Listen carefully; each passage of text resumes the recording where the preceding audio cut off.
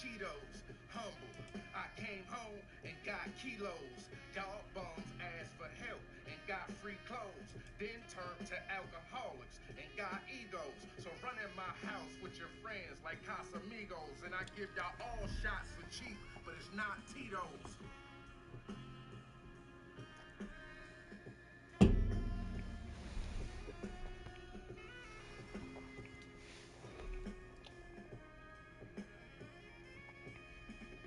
Life is real.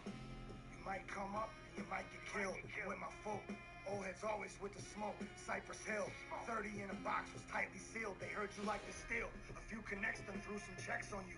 You caught a Nike deal. Your favorite rapper fake, and they gon' press him. Just like the pills he takes, but won't escape his fate. No matter how high he feels. Got some friends in hell, but it feels like they right beside me still. Got friends in jail for bodies, and friends with bodies who not in jail. Sad story.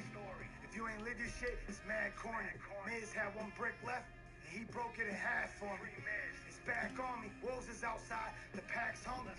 Glass up between my driver's seats, like cab companies. Player hit the pen 110. Came back husky, crack custody. Always ask front me, I'll be back, trust me. The money's all good till it's bad, then that's ugly. Walking past undies, I dap junkies. Yeah, my trap loves me. You sat comfy as we starved and suffered. Someone was knocking hard as fuck. I flushed the almond butter, caught a plumber. Stay up and up with all your plugs, you always got each other. Got love for grams like my father's mother.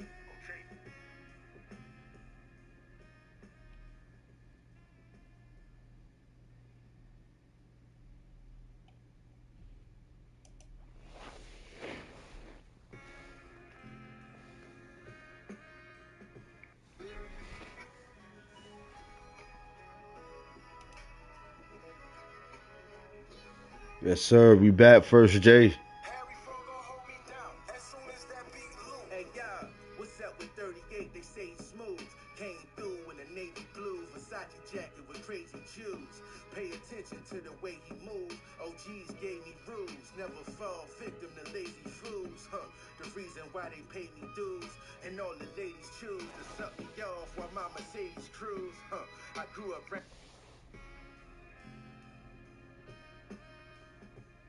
Told y'all niggas quit playing with us. What you coming, nigga?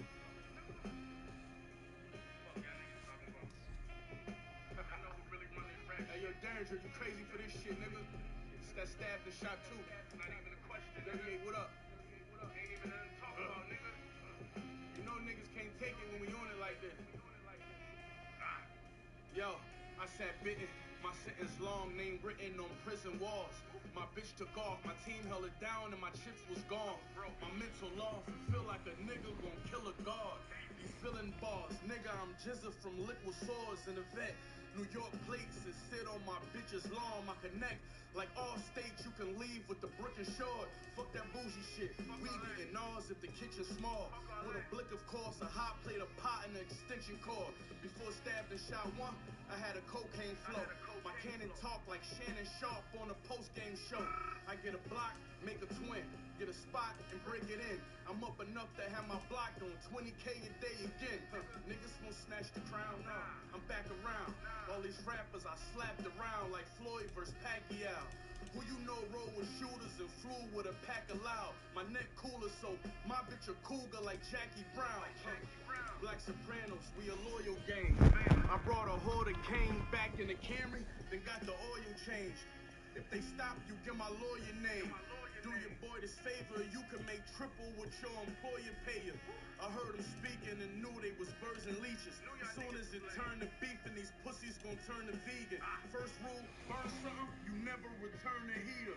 Get that strap back and had niggas singing like Shirley Caesar. Let's go.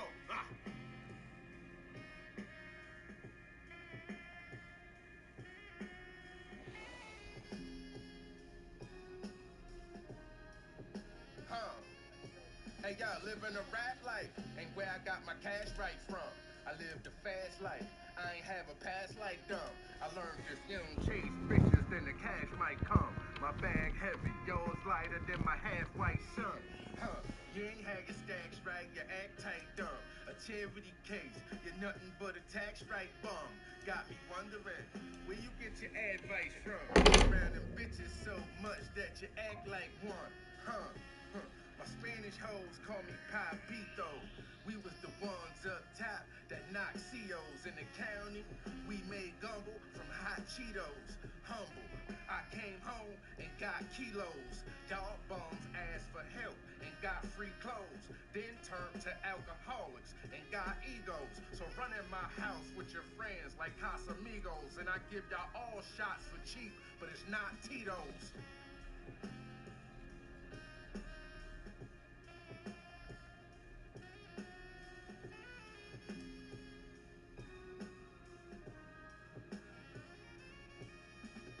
Life is real. You might come up, you might get killed. With my folk, old heads always with the smoke. Cypress Hill, 30 in a box was tightly sealed. They heard you like to steal. A few connects them threw some checks on you. You caught a Nike deal. Your favorite rapper fake, and they gon' press him. Just like the pills he takes, but won't escape his fate. No matter how high he feels. Got some friends in hell, but it feels like they right beside me still. Got friends in jail for bodies, and friends with bodies. And we just do it naturally. We never like really playing. Just like, yo, bro, you know, I got this line. He like, I got this line. 100%. Before you know it, we got a whole record. You know what I'm saying? It was never like playing for us just to go back and forth. And naturally, we come up with that shit. We turn into one motherfucker when we go in there. When I was young, moms made us read Psalms and Proverbs. Now I only say a prayer before I buy birds. I was right out after time served. Steady hand while that nine stirred. Most hustlers got calm nerves. These niggas follow me like wise words. I gave bags with strings attached like dry herbs. Shootouts, entertainment, and crime merged. It's hard to describe terms, I can't explain it with kind words. And I'm a monster, the apex type. Spend 5 of your paychecks with an Amex swipe. Bitches ain't shit, so I live a safe sex life. My next kid, I'ma get a DNA test twice. I only talk in body language, yours be verbal. A boss gon' read the room like the Wall Street Journal. All I needed was a small referral. Now I got a doomsday, 2 million cash buried stashed in a 4-feet burrow. With 100s run 'em up. We been through this town enough. To the hood, I'm coming back. Plug that money counter up. I was down, but now I'm up. Was just a diamond in the rough.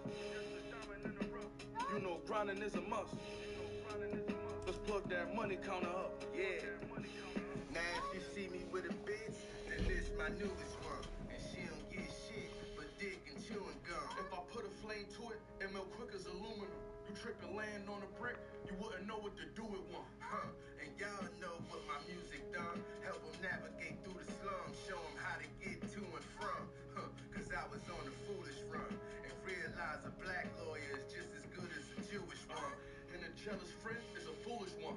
In prison for months, settled in like a monk, a Buddhist one. He moved tons, but dude was dumb. Went from pies to a crumb. You can't give shit to a bum. They should've cut off Judas' tongues.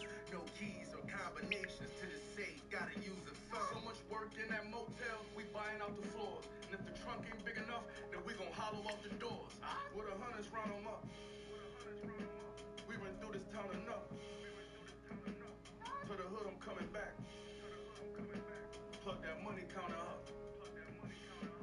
I was down, but now I'm up. Was just a diamond in the rough. You know grinding is a must.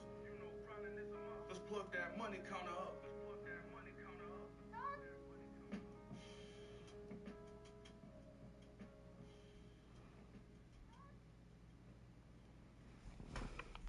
Let's get it, let's get it, let's get it, let's get it. And we just do it naturally. We never like really playing. Just like, yo, bro, you know, I got this line. He like, I got this line. 100%. Before you know it, we got a whole record. You know what I'm saying? It was never like playing for us just to go back and forth. And naturally, we come up with that shit. We turn into one motherfucker when we go in there.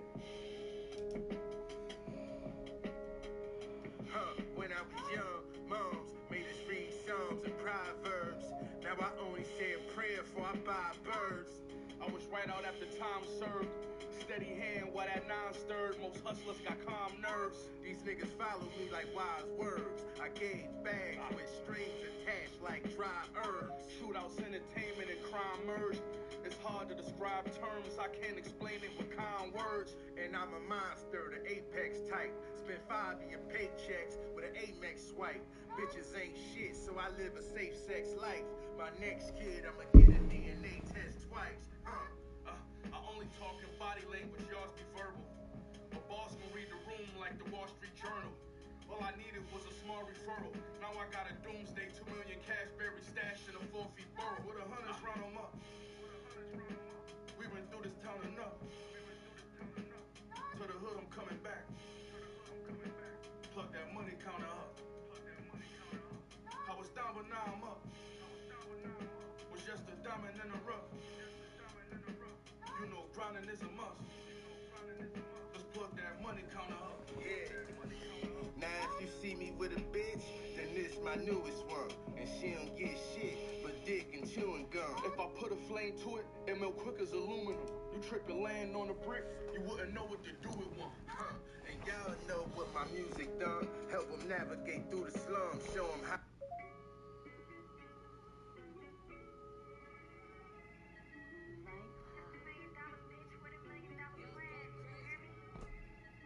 You know better, so you did better. Plus I'm more of a real bitch and my pussy wetter. 50 inches to my ass, I'm a trendsetter. Left my own nigga cause my new nigga flip better.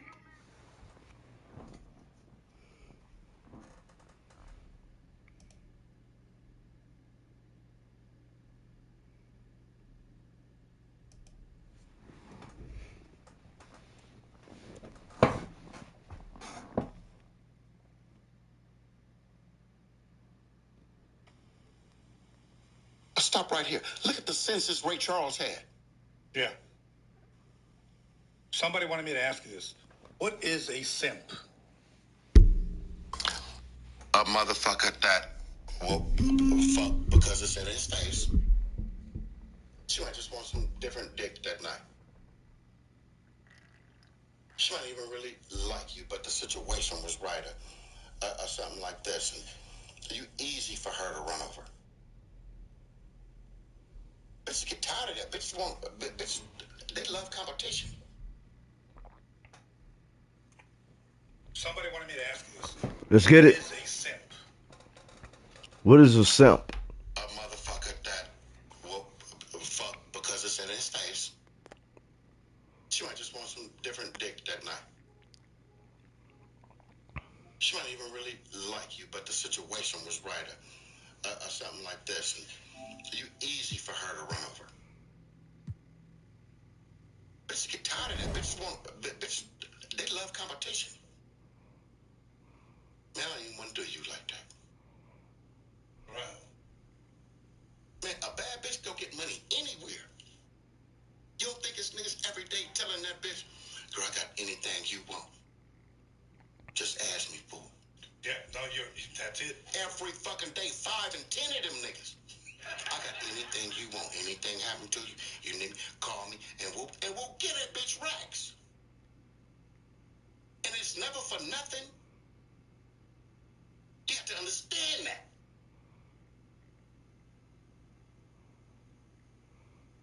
God blessed us with 20/20 motherfucking vision.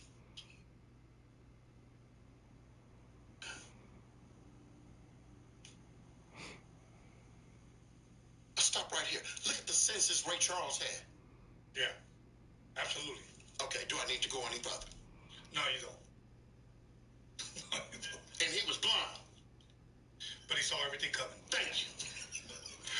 So you got motherfuckers out here who can walk, talk, see, hear, and all that shit and still fucking nuts. Had the same amount of time in a day as Michael Jackson, but chose to be nobody. Hey, that was powerful right there. That was powerful right there. Just set help ever. Hey, you know.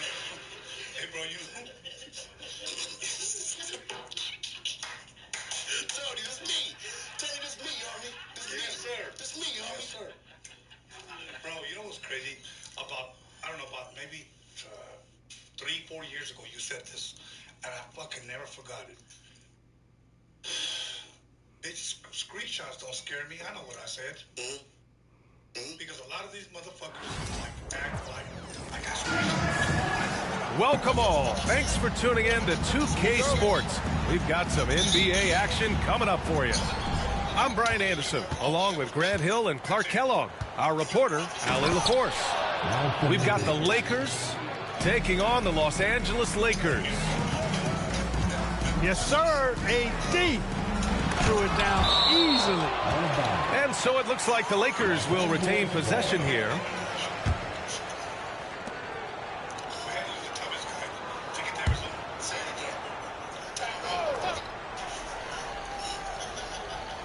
Here's Van Exel.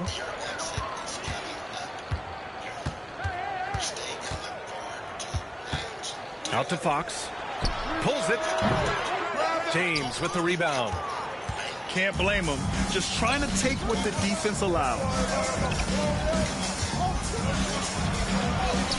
Davis down low. And there's the rejection.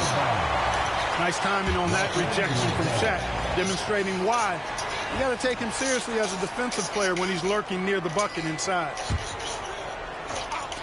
On defense, the Lakers.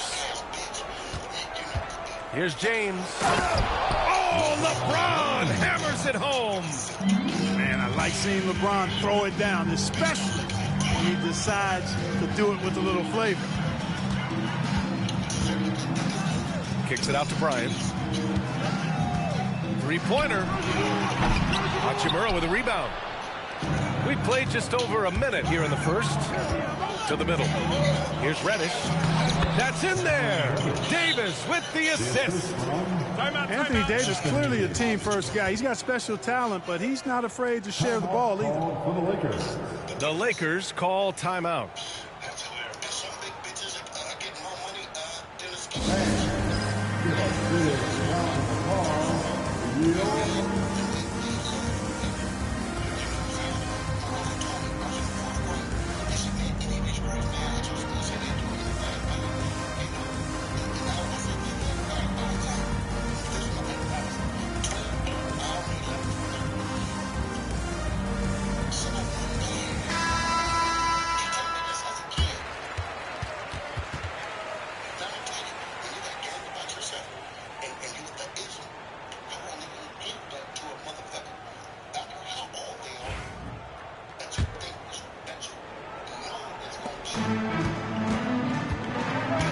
Here's Van Exel.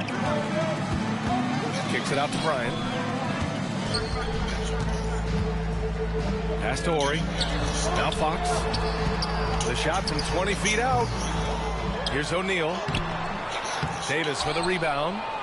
Bad offense against bad defense. The play looked as ugly as you'd imagine. Again, the Lakers.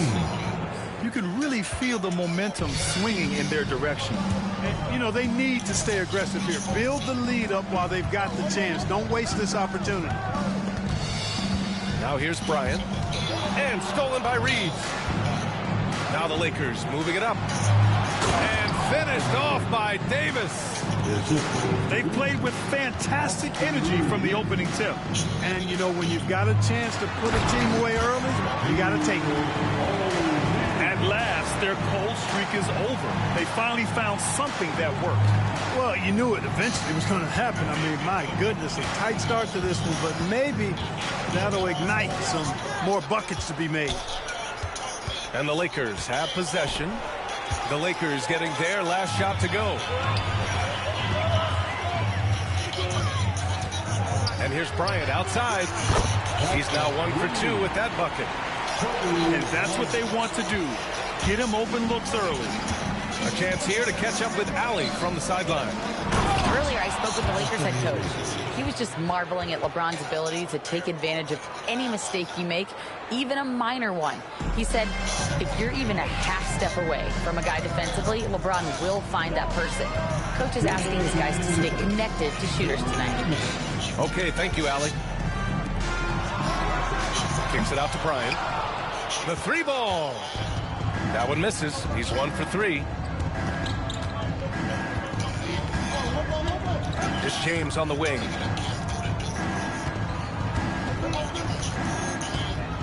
A minute 39 left in the first quarter. Excellent D there from O'Neal. Lakers trail by 7. Pass to Van Exel. Back to O'Neal. And he was camped in the lane there. He gets a 3-second call.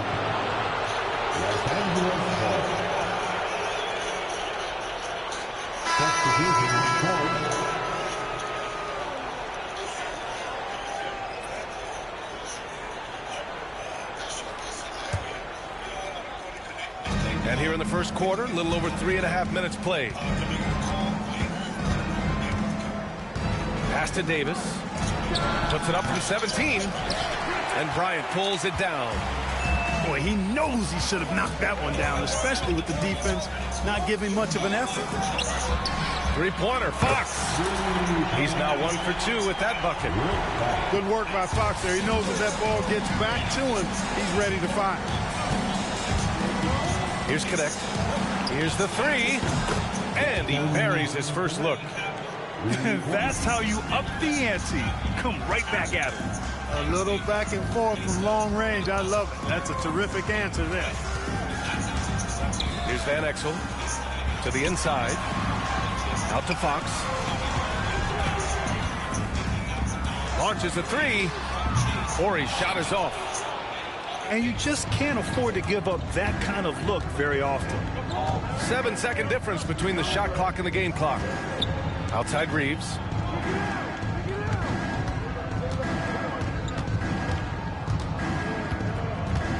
Six to shoot. And there's a whistle. He'll head to the line to shoot 2. It is. I mean, no reason to back off and give him the layup. Much better off making him go to the line. Los Angeles shooting their first free throws of this game.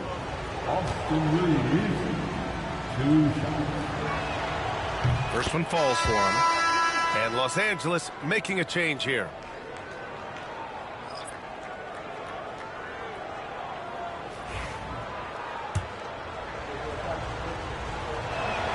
That one's no good.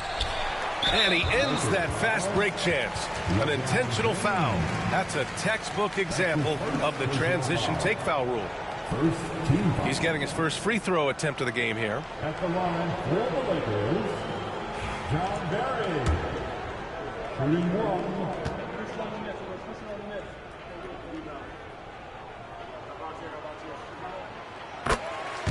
And Los Angeles making a change here.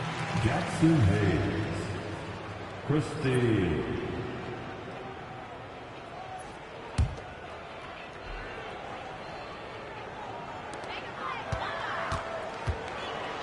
Here's Fisher. Pass to Jones. To the paint. And so it's Los Angeles closing out the quarter with a 7-point lead. And their defense has stood out, wreaking havoc for the opposition. More NBA on 2K Sports right after this.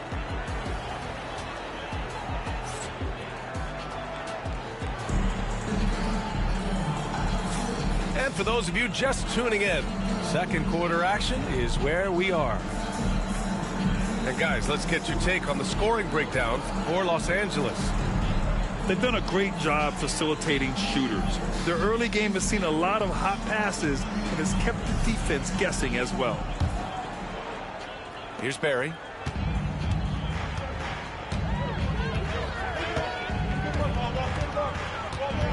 Outside Jones.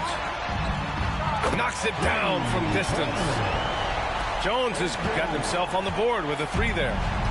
From deep, Jones definitely has the green light, and you just saw why. He gets it in there. They're punishing those late defensive rotations, getting good looks inside throughout the half. Pass to Jones.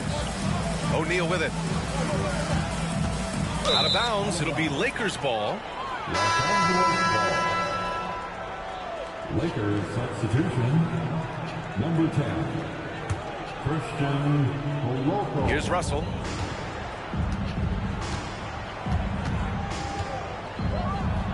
And then Russell with the dunk. How about that dunk? I mean, you don't see that every game, but Russell looks to flush when the chance is there. All right, let's get a report from Allie. Well, LeBron James last season set the record for most All-Star nods in NBA history. He said, quote, "I'm blessed to do what I love and just to try to give back to the game that's given to me over 2 decades. Long ago, I exceeded anything I ever dreamed of being in the NBA.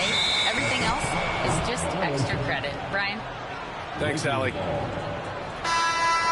into the lineup for your Lakers. Number 43. Los Angeles leading by 8. Here comes LeBron. And it's James with the jam. Well, that's one man never afraid to punch it. Give LeBron a path to the bucket, and the finish is going to be something in a poster. Timeout called, the Lakers.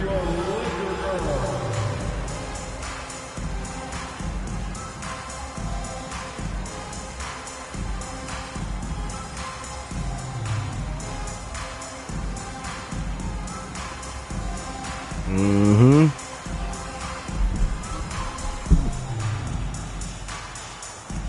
Yeah, first Jay. And the Lakers making a change here. I can't get into a rhythm. Enjoy.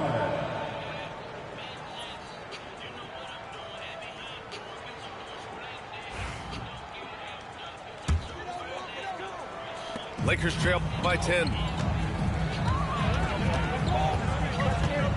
Outside Jones. To the left wing. Pass to O'Neal. Here's Barry. From the arc. Connects from downtown. That right there, that's the kind of look this system is designed to create. Here's Koloko. Hasn't gotten one to fall yet. Los Angeles shooting their 3rd and 4th free throw shots of the night. The first free throw is good.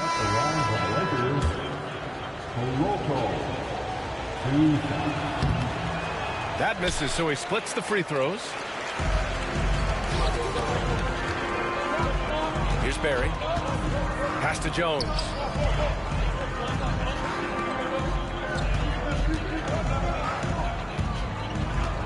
And here's O'Neal. Inside. Shot clock at 6. Campbell can't hit. Boy, patrolling the paint well, protecting the rim, that's exactly the kind of defensive effort you need against him. James. Good. James has got 8 points. Fighting through contact, not easy trying to corral LeBron when he's focused on scoring. Good luck with that.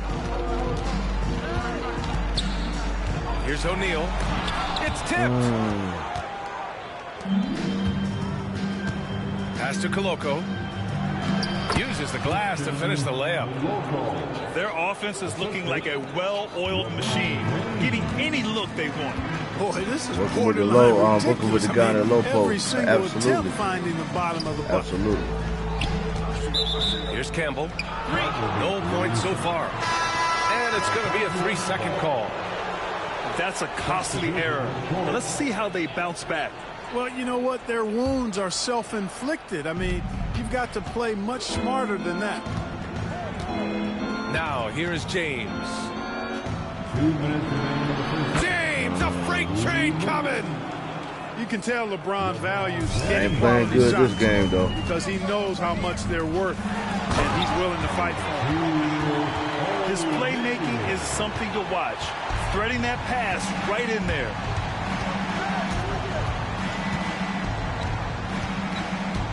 A minute 39 left to play in the second quarter. Here's James on the wing. Here's Davis. And finished off by Davis. Really doesn't matter what position LeBron is playing, the point, the 4 or the 5, James changes games with his passing ability. Now a timeout called by the Lakers.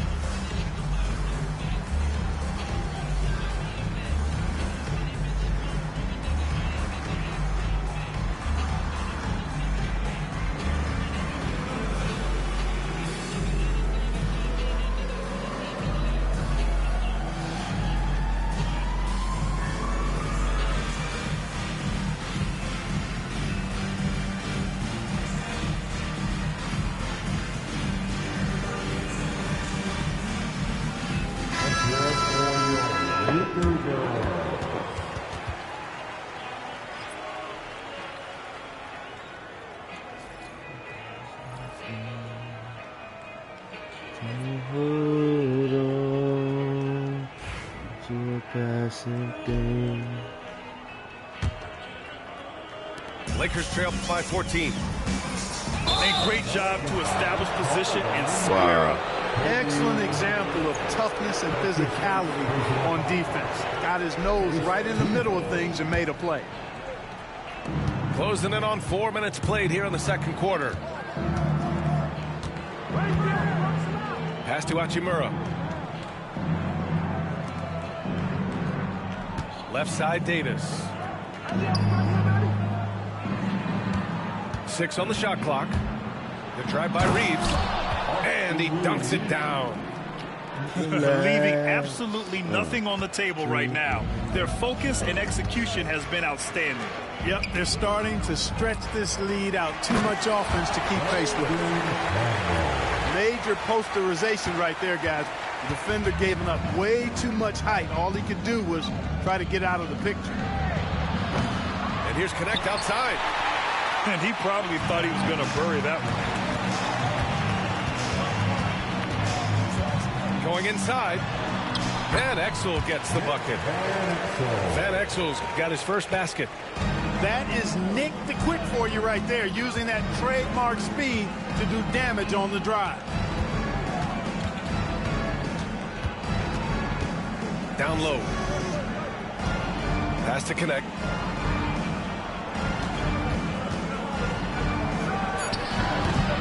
It's rebounded by Los Angeles. Here's Horry. And here's Bryant outside. And a clear foul there as he shot the triple. He'll go to the line for 3 free throws. It's going to be on Anthony Davis. Hey, nice work attracting the foul from deep. He'll shoot 3. You have to avoid fouls like that. As a defender, challenge the three-point shooter, but run by him, not into him.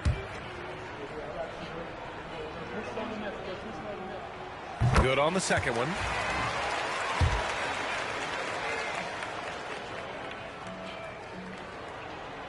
And he nails the third.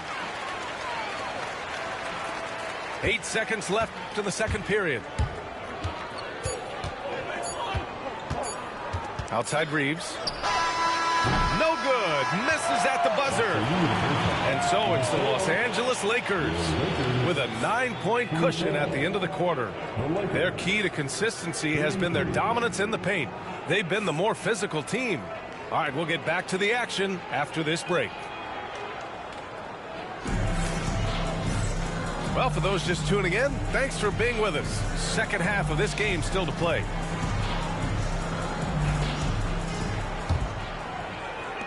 Lakers trail by 9. Here's Van Exel. Pass to O'Neal. And out of bounds. Los Angeles will have it. And keeping us updated from the sideline, Allie LaForce. The Lakers are looking to get downhill. Anthony Davis said we try to attack the basket and live in the paint. That's part of our identity, our DNA. It's getting to the line and guys catching rhythms like that and then playing from there. KYG, know your game. They do that well, Al. And he just driving the stake in him there. He's a guy just never lets up. And that's terribly demoralizing for a defense, guys. I mean, they know he's going to keep coming and coming and coming, and that they may not have an answer for it. Here's Bryant. The layup off target. The Lakers lead by 11. James outside. It's rebounded by Los Angeles. I wouldn't say that's exactly his spot now. I mean, and you can see why. Here's Bryant. The putback. Controls the rebound and the putback. You know, even when you try to box out Shaq, he's still capable of grabbing the board. He's really just a hard, difficult matchup. Oh, and the jam by James. Oh, I love watching him flush it home, showing how easily he can get off the ground and bang it. Time called here. Los Angeles decides to talk it over.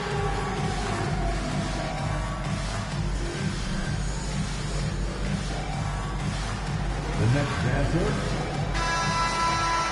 Way to go, everyone. Let's hear it for you.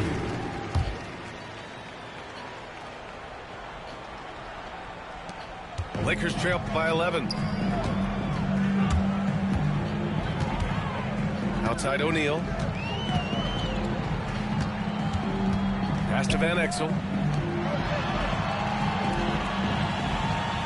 Here's Horry.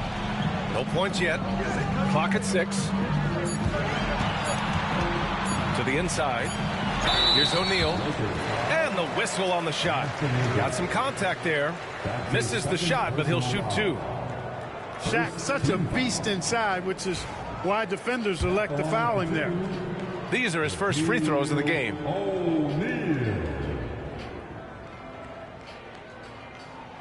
That free throw, no good.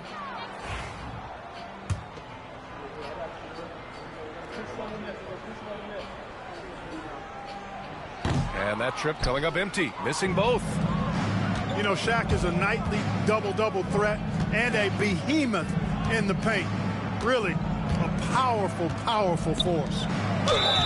Davis. Come on, man. Oh, and he got fouled on his way up. He'll head to the line to shoot 2.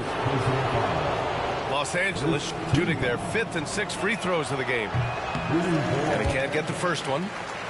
And, you know, for a big man, Anthony Davis has always been above average at the free throw line. That one misses. Usually free throws are a formality for him. I didn't expect that result when he stepped up there. Bryant outside. Pass to Horry. Let's go with a 3. The putback. It's rebounded by Los Angeles. At one point, they led by 16. Now Davis. Oh, Davis asserts himself at the rim. He's been a piece of the puzzle tonight, but it's a team effort. Everyone's contributing to this lead.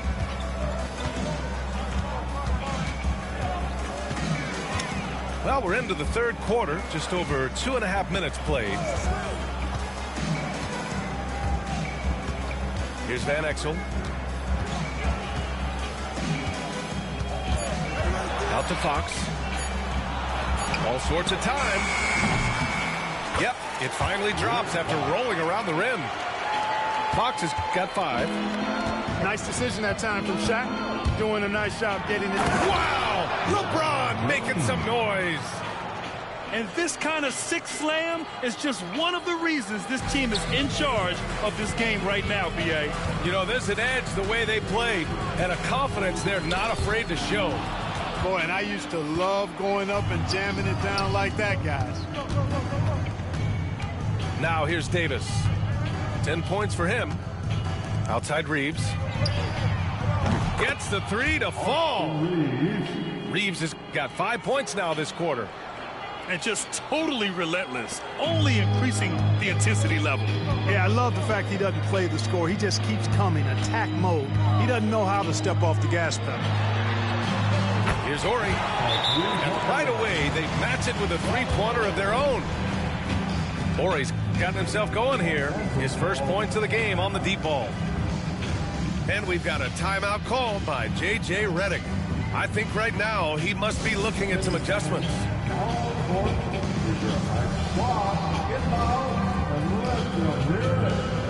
It's t-shirt time, everybody. Who wants one?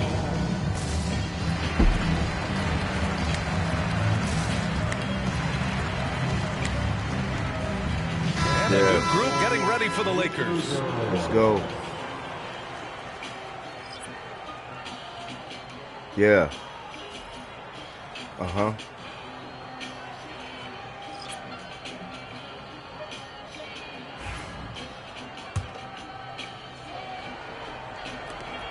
A minute 15 left in the third quarter. Pass to Toure. Back to Russell. Fires from deep. It's rebounded by Los Angeles. Los Angeles. Connect. That's his first personal foul. Second team foul.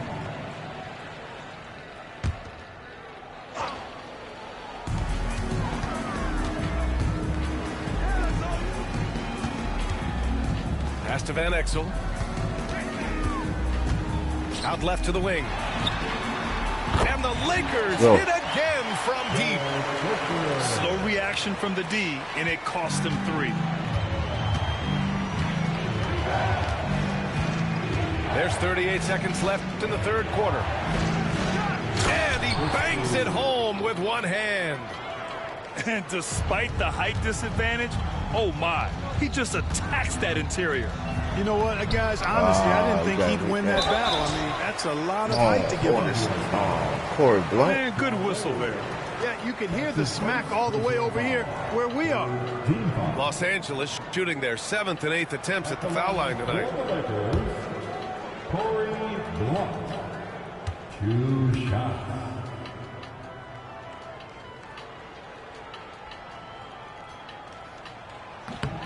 And he drops the first. Corey Blunt's athleticism, very impressive. He can really bounce, and I think that helps him be problematic at both ends of the floor.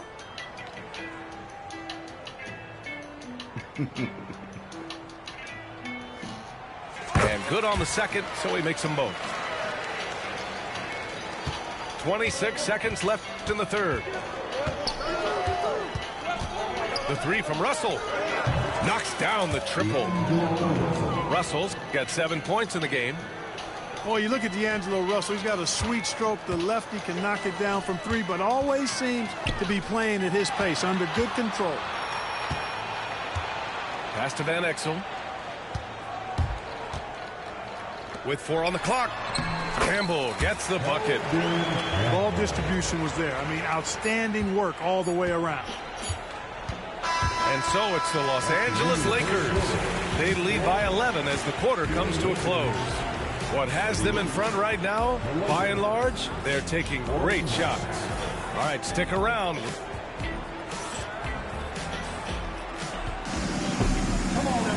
And there have been 2 very different performances from these teams today as we get going in quarter number 4.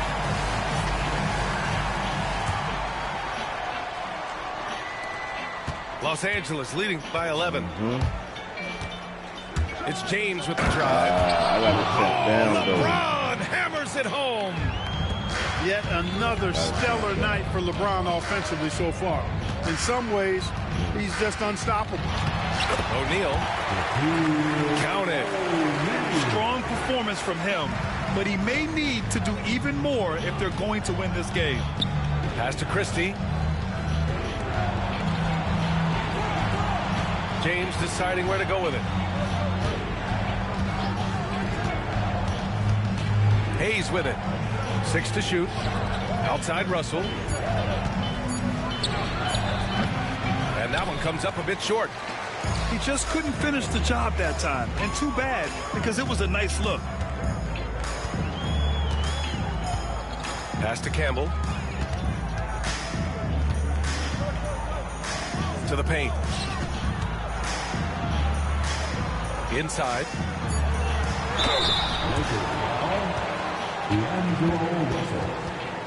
That's his first personal foul. All right, guys, what do you think so far about the offensive approach for the Lakers? They feel like they have an advantage inside, and so far they have done an excellent job exploiting it.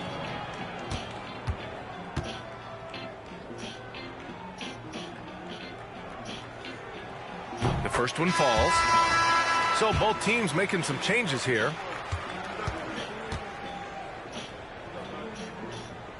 Young Derek Fisher. Both shots good from the strike. A few possessions into the fourth. Just over a minute played. Lakers foul.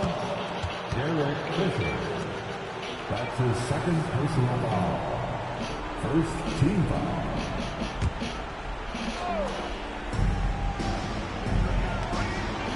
James with the ball. Here's Connect. Back to James.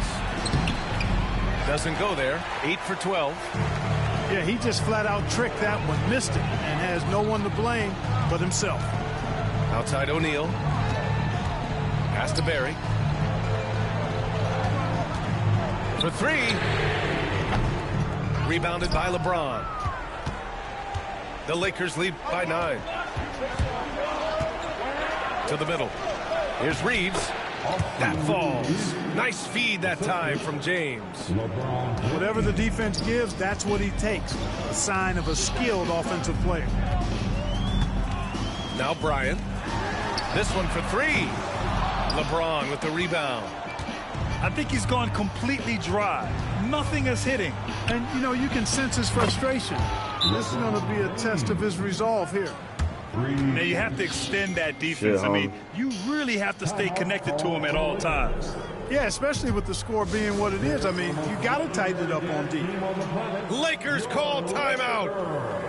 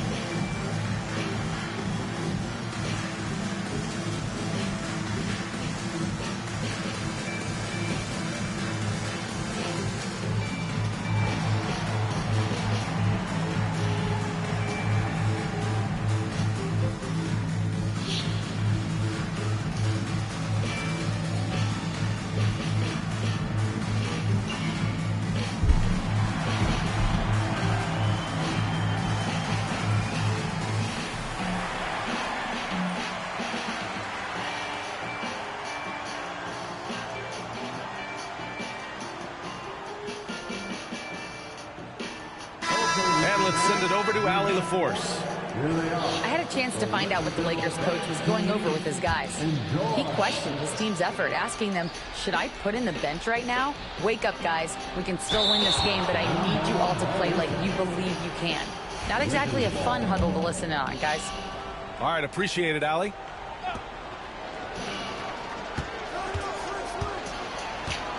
To the paint. Here's Davis. And a foul called on the way up. So he'll take two from the free throw line. You know, when trying to defend Davis, the combination of size and quickness he has is a problem. Hard not to foul him. And the first one at the line is good. At the line for two.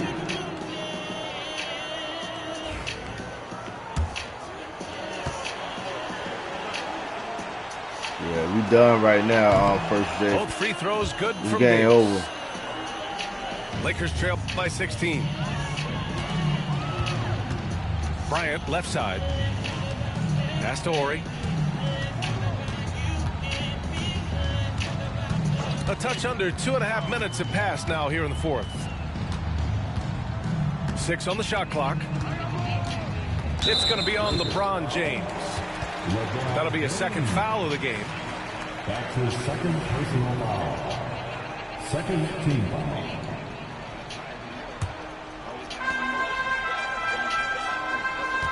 Bryant outside. Down low. To the wing on the left. The Lakers with another miss. The Lakers lead by 16. Fires from the wing. Offensive rebound. And it's slammed in by Hachimura. Oh, nothing soft about that. Was not going to be denied. Just took the dunk that was right in front of him. Well, you know, if nobody's going to put a body on him, then that's going to be the result. Reddish. Yeah, this game here over, man. Give me a little bit and I came right back to my trial. St. Petersburg, Florida, this bitch high rag. Niggas wanna try that till they pussy ass get fired at. Same niggas who talkin' sitting me head off, red up high black. I ain't lied, Jake.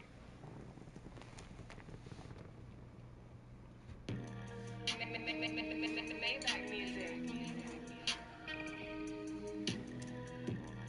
Hey, tighten up. Tell them about spaz on this bitch. I'm gonna go crazy, nigga. Check this out. Y'all. Hey, I'm the type of nigga. Always got some motion. I done cut it all. Hustle crawl. Window poking. I'm the type of nigga. Always got some paper. Do the spinner block. Hit a knot. Pulling cable. I'm the type of nigga. Won't hit the club without my tool like I got license, nigga. My 40,000 worth of jewels, I ain't gon' fight you, nigga. But I'm on up and I'm on bus and I'm on striking, nigga. I make one call to my bateau, I get my pipes delivered. I bleed the streets, get off that load and overnight the skritter. Put on that ski, cut on that stove, or work that bike the realest niggas fold, just like ice and pickles. You better ice them niggas, I'm like that. Give me a little bit and I can't write back. That's my trial. St. Petersburg, Florida, this bitch high rack. Niggas wanna try that, so they pussy ass get fired at. Same niggas who talkin' see me head off, ran a pie flat. I ain't lied yet, nigga, what you do? I'ma go on. Let's go.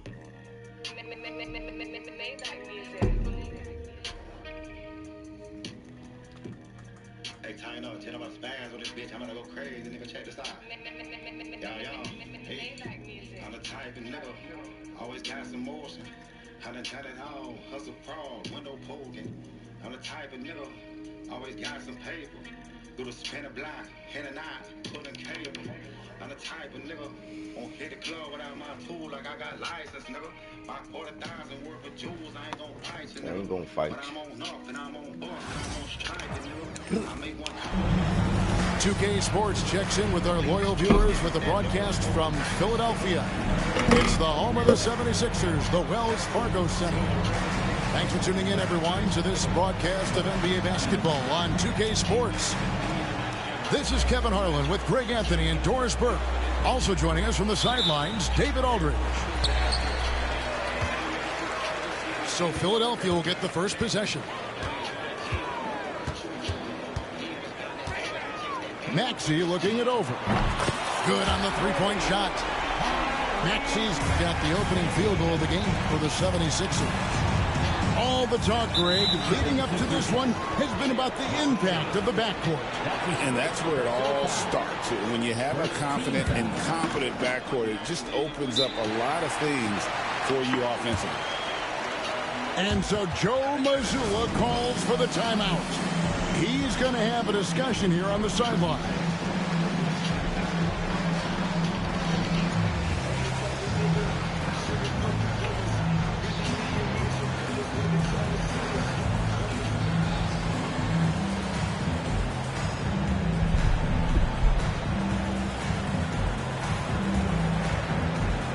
Let's go, baby.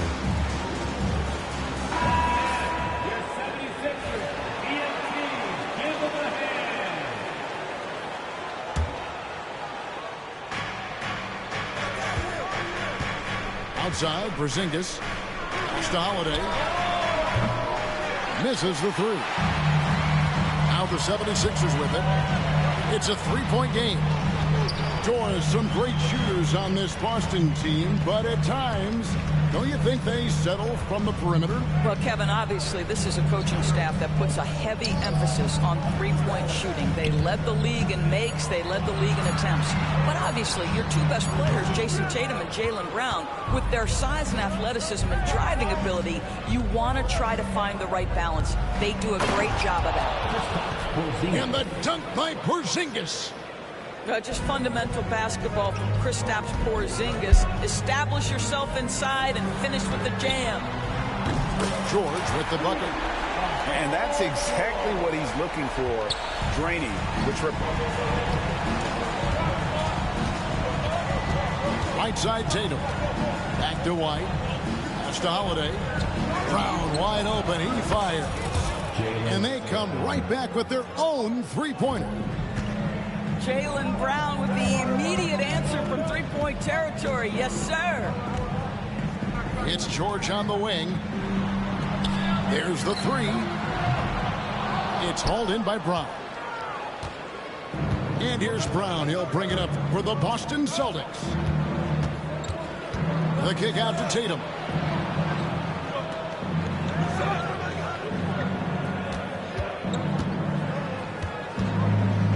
Outside Holiday. Just 4 to shoot. The Celtics need to get a shot off. And here's Brown outside. Can't get it to fall. He's missed his second after making his first. Pass to Embiid. Kicks it out to Maxey. Over Holiday. Maxey, no good. You almost have to assume he's going to knock those down when he is that open. And when Porzingis goes to work inside, Doris, there are not a lot of answers for his side. We know, Kevin, obviously, that post-ups become less and less a part of the game, but still an important one opportunistically. And you talk about efficiency in the post, that is Kristaps Porzingis. But not only that, the mid-range game is there, the three-point game is there, and the defense is there. You have to love the mindset of Porzingis trying to contest every shot he can. Plays with so much energy. Tatum looking around. White up top. Outside Tatum. Drills it from outside. Tatum's got 5 points so far. The rise and fire by Jason Tatum. Ready to catch it and score it immediately. And it's Nick Nurse calling timeout here. And coach has decided they need a moment to talk things over.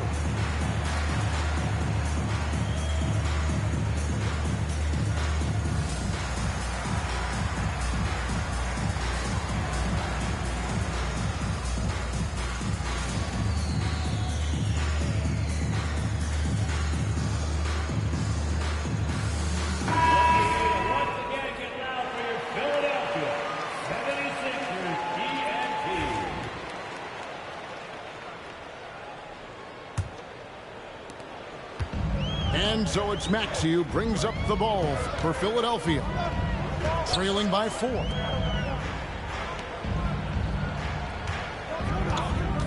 First quarter of action, just under 3.5 minutes played. Pass to Yabusele. 6 to shoot. Off the mark, and the drought continues. Celtics leading by 4. It's time now to hear from our Hall of Fame reporter, David Aldridge. What's the latest, David? Kevin, thank you. I had a chance to talk with head coach Nick Nurse. We talked about how they plan to deal with Jaylen Brown. Now, he said Brown's explosive off the dribble, so we have to have bodies in front of him, be physical with him, stay connected with him at all times. We'll see if they can keep Jaylen in check. Back to you guys. Okay, David, much appreciated. And the Celtics with possession here. And there's the shot clock violation. Couldn't get the shot off in time.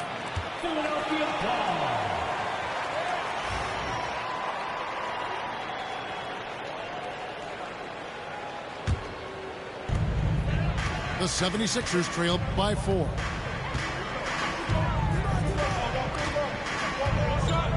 There's 57 seconds left in the first quarter. Now Maxey to the middle. Just 5 on the clock.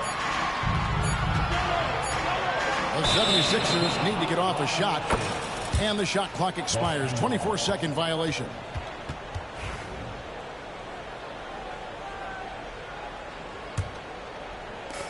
.40 seconds left here in the opening quarter.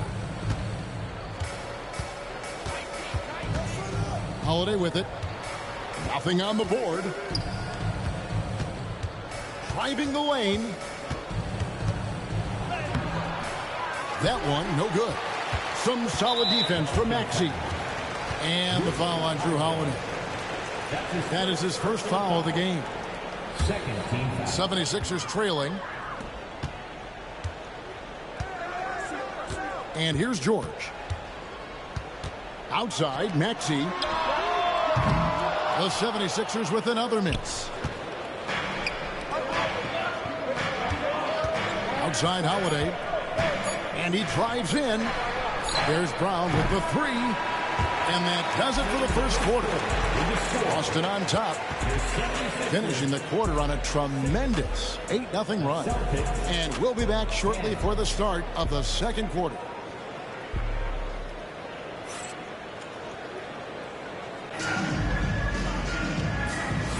And if you're just joining us, we've played through one quarter in this one. And what do you guys think about Boston here in this one? What we saw in that first quarter, they won their matchups defensively. I think across the board, a number of guys who've done a great job guarding multiple positions. And Nick Nurse, Greg, the 26th head coach in 76ers franchise history. And Kevin, known for his creativity and that outside-the-box thinking. I think it's a good fit with this forward-thinking front office. Here's Embiid. Jason Tatum picking up that last basket. Embiid punches it down.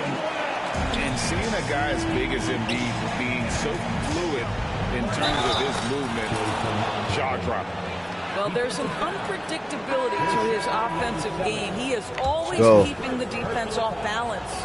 First team foul. You know, Doris, from the moment Jason Tatum entered the NBA, he has been the guy on his team. How big a burden do you think that is for a player to carry? Well, Jason Tatum, regardless of how much responsibility he has always worn it gracefully.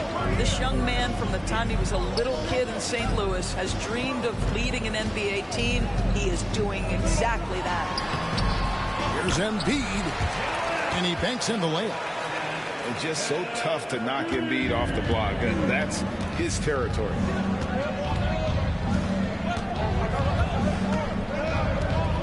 Play just over a minute of basketball here in the second quarter. Pick by Horford. Here's Springer.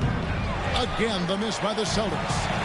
And even without that three-ball dropping for him, the defense should have done more on that last play. Drains the three-pointer. A short corner three works for Kelly Oubre. Nice, smooth shot. Here's Springer. And that's a foul called on Kelly Oubre. That is his first foul of the game. Second team foul. Substitution on the court. Second quarter of action, about a minute and a half played. Pass to Pritchard. Back to Tatum. Clock at 6. The kick out to Holiday. And a kind roll that time off the rim as that one falls. And you have to be right up on Holiday. When you're not, he's ready to take those quick shots.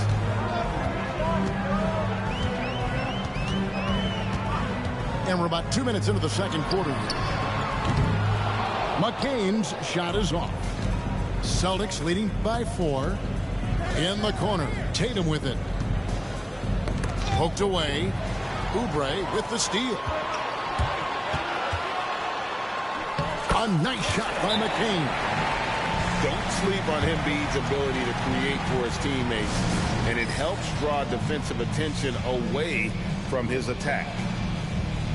And we've got a timeout from Joe Mazzulla. He wants to regroup and go over the strategy.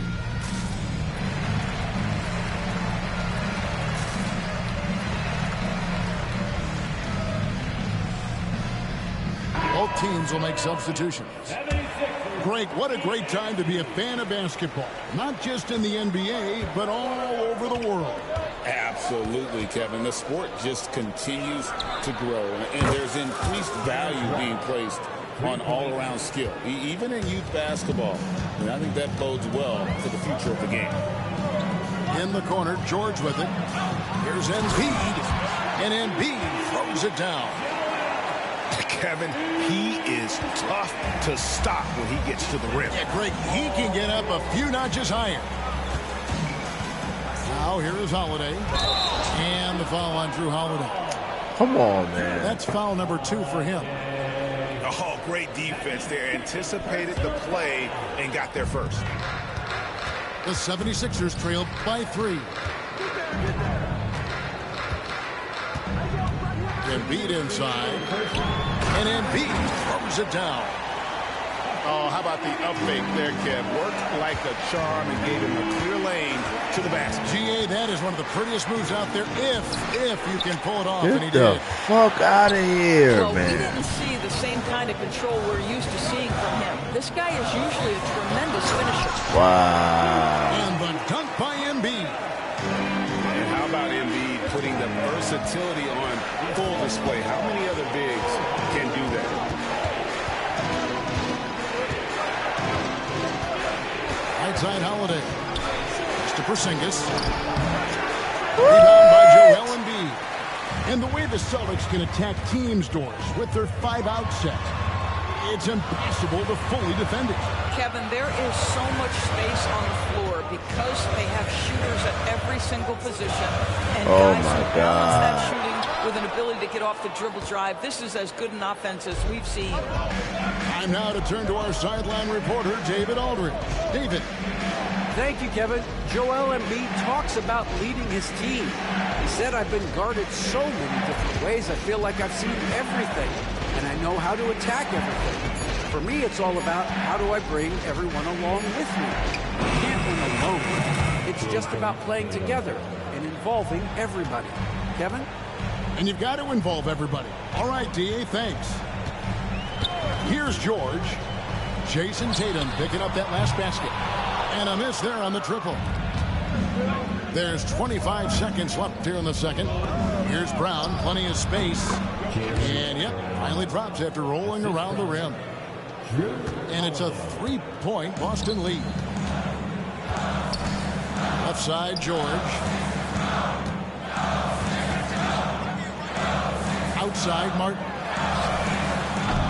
The three-pointer, no good. Here's Porzingis. And a close game so far through the first 2 quarters as we reach halftime. It's the Celtics up by 5. Live from Philadelphia, you're watching 2K Sports. And we're halfway through this one. Plenty of basketball left in a game that's been fairly even so far.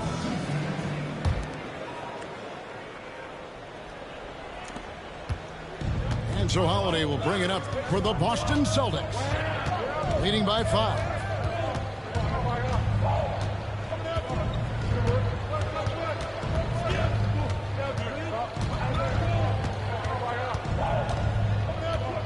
Just 5 to shoot. Whoops, there's the 24-second shot clock violation, so they'll turn it over. And the Celtics making a change here. Celtics substitution. Number 0. Here's Maxey. And Martin now top of the key. Martin the screen.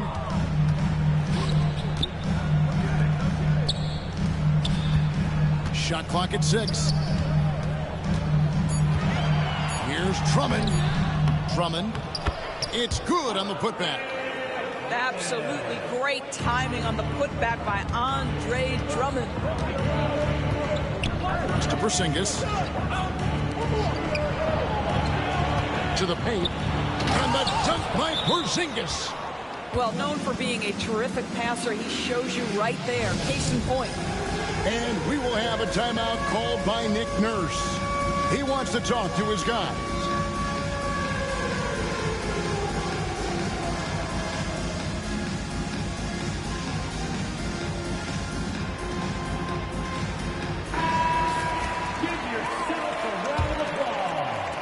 Little over a minute gone here in the second half. Drummond a screen. Bounce pass Maxey. Porzingis with the steal. Stolen. Maxey into the lane. No good there. Good D by Holiday. Boston leading by 5. White with it. And it's Martin picking him up. White, good. Terrific play call to give him a clean look at the rim. That's how you want to start the second half. Well, there is nothing better than catching a rhythm as early as possible. And boy, that's a terrific start right there. No one near Maxey as he lets it fly. Another miss by Philadelphia. This team has handed a lot of responsibility to Tyrese Maxey, but Greg, he's lived up to it. And has grown very well into his role with the team, showing that he can be a scorer all over the floor. Amazing to think how far he's come in such a short amount of time. And foul on the shot. He'll shoot 2 at the free throw line. Andre Drummond picks one up. There's a reason people call Kristaps Porzingis the unicorn. A 7-foot big man, but boy, what a sweet shooter he is. And what about the evolution of Tyrese Maxey? Greg, according to him, he's just getting started. Well, Kevin, I'd have to agree. I mean, he's got some big shoes to fill with James Harden leaving, but each year this guy has just gotten better. And not only has he matched Harden's production in Philadelphia, I think he's exceeded it. Now, here's Maxey. Embiid the screen. 5 to shoot. Second chance effort. And he gets that one to go off the front iron. Maxey's got 5 points so far. An excellent body control by Maxey. That was a hard one to finish. And the dunk by Porzingis. And no surprise here, right? This guy is not only a gifted player, but he is so smart on the offensive end.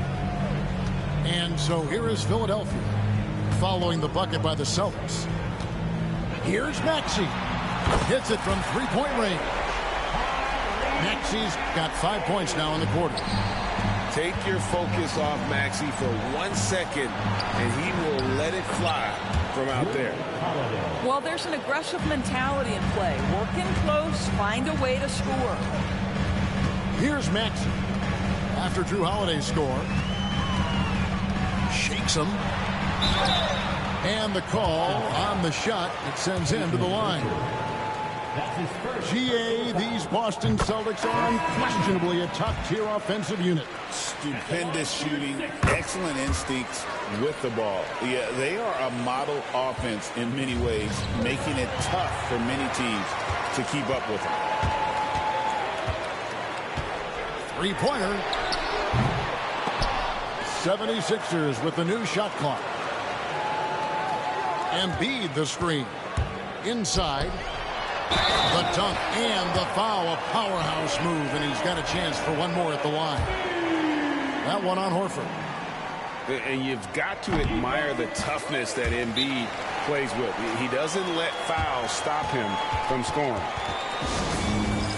And you know, guys, with Embiid on the floor, it's not just about his individual play. He changes everything for everyone on that team. That's how dominant he is. It's not just statistics. His presence alone propels him.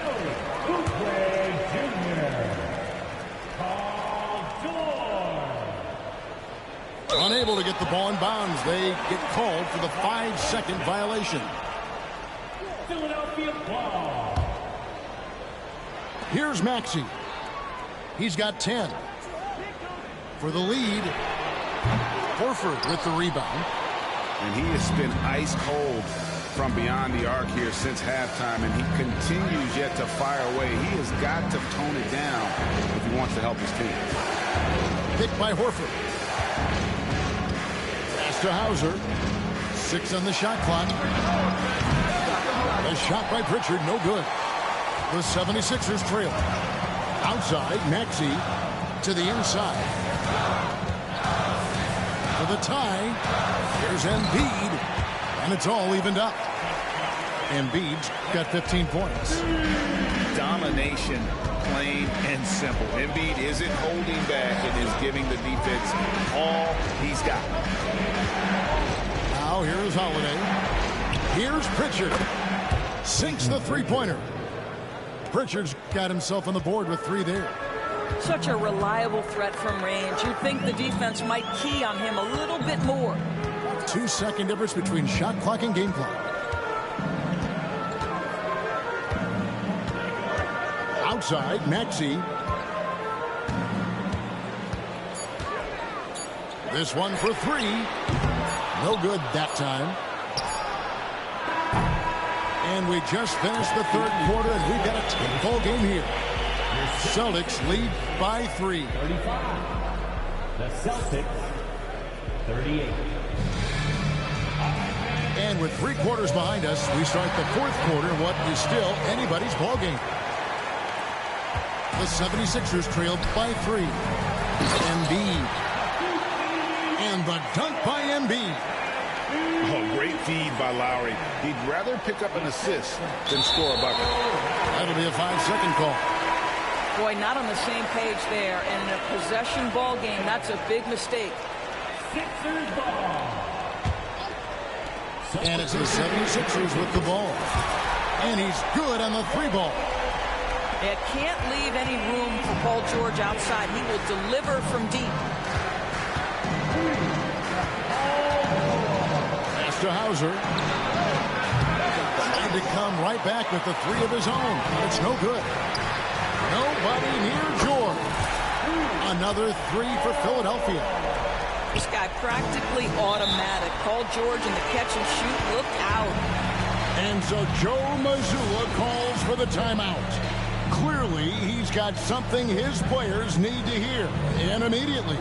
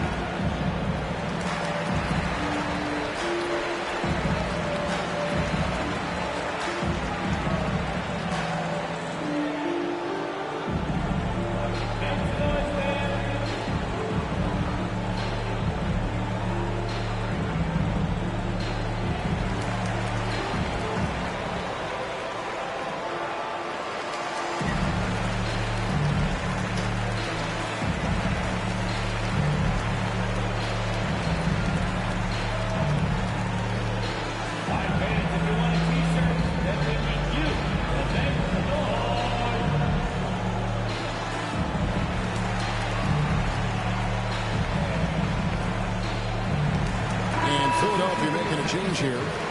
Right now, I'd send it over to the sidelines and get a report from David Aldridge. Thanks, guys. Listened in on what Joe Mazzulla told his team. Now, he talked about keeping confidence. He said this game is close, but we know.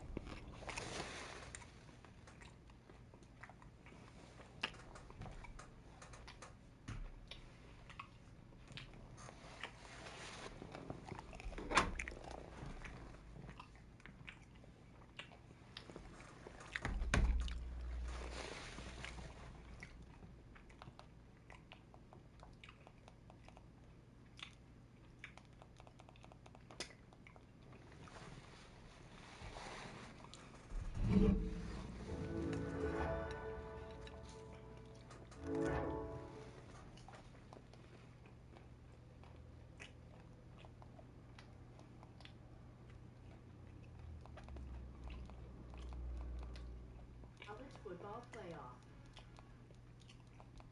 Little flashback. If you don't learn from history, you're bound to repeat it. Chiefs took on the Raiders at home. KC lost to Vegas 20-14 Christmas Day last year. Jack Jones, he had the moment. He intercepted Pat Mahomes for a pick six, just under 5 to go in the first half. KC went into the locker room down 10 points. It was a margin they cannot overcome. Although they did at the end of the year because they won the Super Bowl. It's the tale of both teams, really. True. All right, Mike T, Dan Graziano back with us. We're thankful for you two hanging out with us this morning. Dan, you've already raised the roof. I don't know what else you can do. How worried should KC be after another close win, or are there issues not all that serious? Yeah, man, I have a mortgage and a job and a couple kids in college. There are things in my life that I worry about. The Kansas City Chiefs are not among them. Like, they have shown time and again that they have the ability to be a better team in January than they have in November.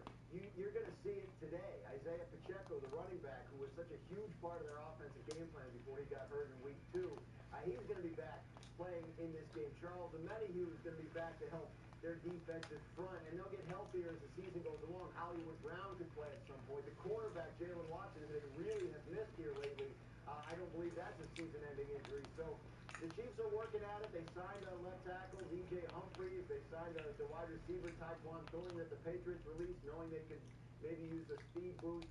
They're always working on it. The Chiefs are 10-1 and be the team they need to be in January. You know, Dan, I too have a mortgage. I too also have 2 kids in college, neither of which are salary cap friendly, but I am worried about the Kansas City Chiefs. And let me tell you why. Patrick Mahomes averages 5.8 yards per air catch. That is last in the NFL. He is sacked at a rate of 7.1%. When you have subpar tackle play, which they've had for the better part of 2 years, it's going to catch up to that. The only reason they have a chance is they have Superman here at number 15. But for Patrick Mahomes, this is not a playoff game. And I love the DJ Humphrey signing. Maybe he helps guys. But at some point, if you don't have good pass protection tackles, you cannot get to where you want to be. You know, I too have a mortgage, and my rate is worse than Patrick Mahomes' sack rate. I need help. Hey, Mike T, there are 2 running backs with over 1,000 yards on the ground this season. It's Saquon Barkley and it's Derrick Henry. Which one of those are going to be more important to their team down the stretch? Saquon Barkley. And let me tell you why, Gary.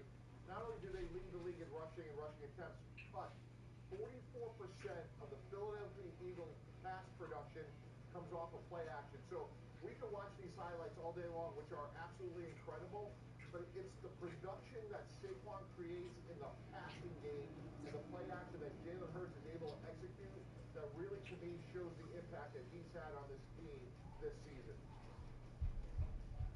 Mike T, I really admire your certainty and your ability to give a definitive answer here. For me, this is like last night when I was asking you what pumpkin pie or pecan pie, and I said what my grandfather always used to say in these situations, a little bit of both. I think Saquon Barkley and Derrick Henry are both, like, in different ways, are massively important for their team. Saquon is such a huge part of that offense and its ability to generate explosive plays. He's functioning in incredible tandem with an offensive line that's blocking at a high level. Derrick Henry, we're heading into that part of the season with Baltimore where they were really hoping he would make a difference in terms of their ability to close out games and do something in their run game that isn't just, hey, Lamar Jackson, take off and do something cool. So both running backs, I think, essentially. I mean, this is the year of the running back. We saw Josh Jacobs with another big game for Green Bay last night. Joe Mixon's been a big part of what Houston's doing. So it's a throwback season. But, yes, I think both of these players, Saquon Barkley and Derrick Henry, become essential parts of what these teams want to do on offense down the stretch. Saquon Barkley, Derrick Henry there, the apple and the pumpkin pie. He didn't say apple. Yes. He didn't say apple. He said pumpkin. I said pecan. And pecan. You don't like apple Nothing pie. wrong with that. No, apple pie's gross. Thank you, guys. Thank you so much. Apple pie's gross? Apple pie's gross. That's un-American. Hot fruit is gross. Okay. Top place. Start it up. All right, South Carolina's Ashton Watkins with the block from Malaysia for Wiley. On the other end, I mean, look, come on. You pulling that up? And then we're finishing on the other end. South Carolina wins big, 76-36. Don't call it Malaysia empty, Wiley. Number 9, Giants, Cowboys, Drew Lock to Malik Neighbors. Oh! And this is where, if you're a Cowboy fan, you started feeling a little Yeah. A little tummy rumble of indigestion, of consternation, because the Giants would later go in and score. Well, let's stay on that game. Cowboys punting. Amir Smith-Marset, Fields, leaps, picks up an extra 4 yards. This is getting dangerous. All right, this is getting dangerous. Everything ended well for the Giants on that play, but more from this game. Make sure you eat all your leftovers. Get it? I got it. Over. No, I'm a leftovers kind of guy. Northern Iowa's Maya McDermott from darn near half court. Look at Maya Mack there at a beach tournament. Memphis, Tulane, you're talking about expansion. Memphis quarterback Seth Hennigan finding Greg DeLosier over the middle. That's nasty, dude. Put the defender on skates. But actually, props to the because you see him get buckled right there, but who ends up making the tackle? Number 13. Yeah. So the ankles were fine. Just sort of embarrassed at that moment. That's it. Number 5, Harvard, St. John, tied at 52, final seconds. Harmony Turner, ball game. The bell doesn't dismiss you. Harmony Turner That's what I heard. They still have bells in college? I don't know. That they do. They did in that game. Harvard by 2. What are you replacing a bell with? I just write. A muted tone? Jameson Williams gets the rock. Are we doing some more leaping? We are doing some more leaping. And that defender was nearly upright. Lions won. 22-20. You can bet on that. 4. Don't go. No, don't. No, Jameson, don't. Jameson, don't. 4, Lions are leaping. Number 3, BYU's Fousseyni Traore. Say it again. Fousseyni Traore at number tray. The Marvion overshowed. Tip drill. Oh, no. Oh, Drew Lock. He was just trying to dump it off.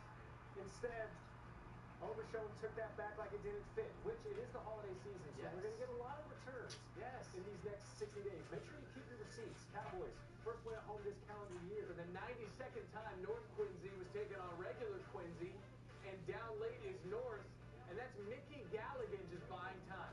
Come on. And you're like, nobody's named Mickey anymore. Have you been to Quincy? Have you been to Quincy? Mickey Galligan, and it's caught by Tyler Cromwell. What?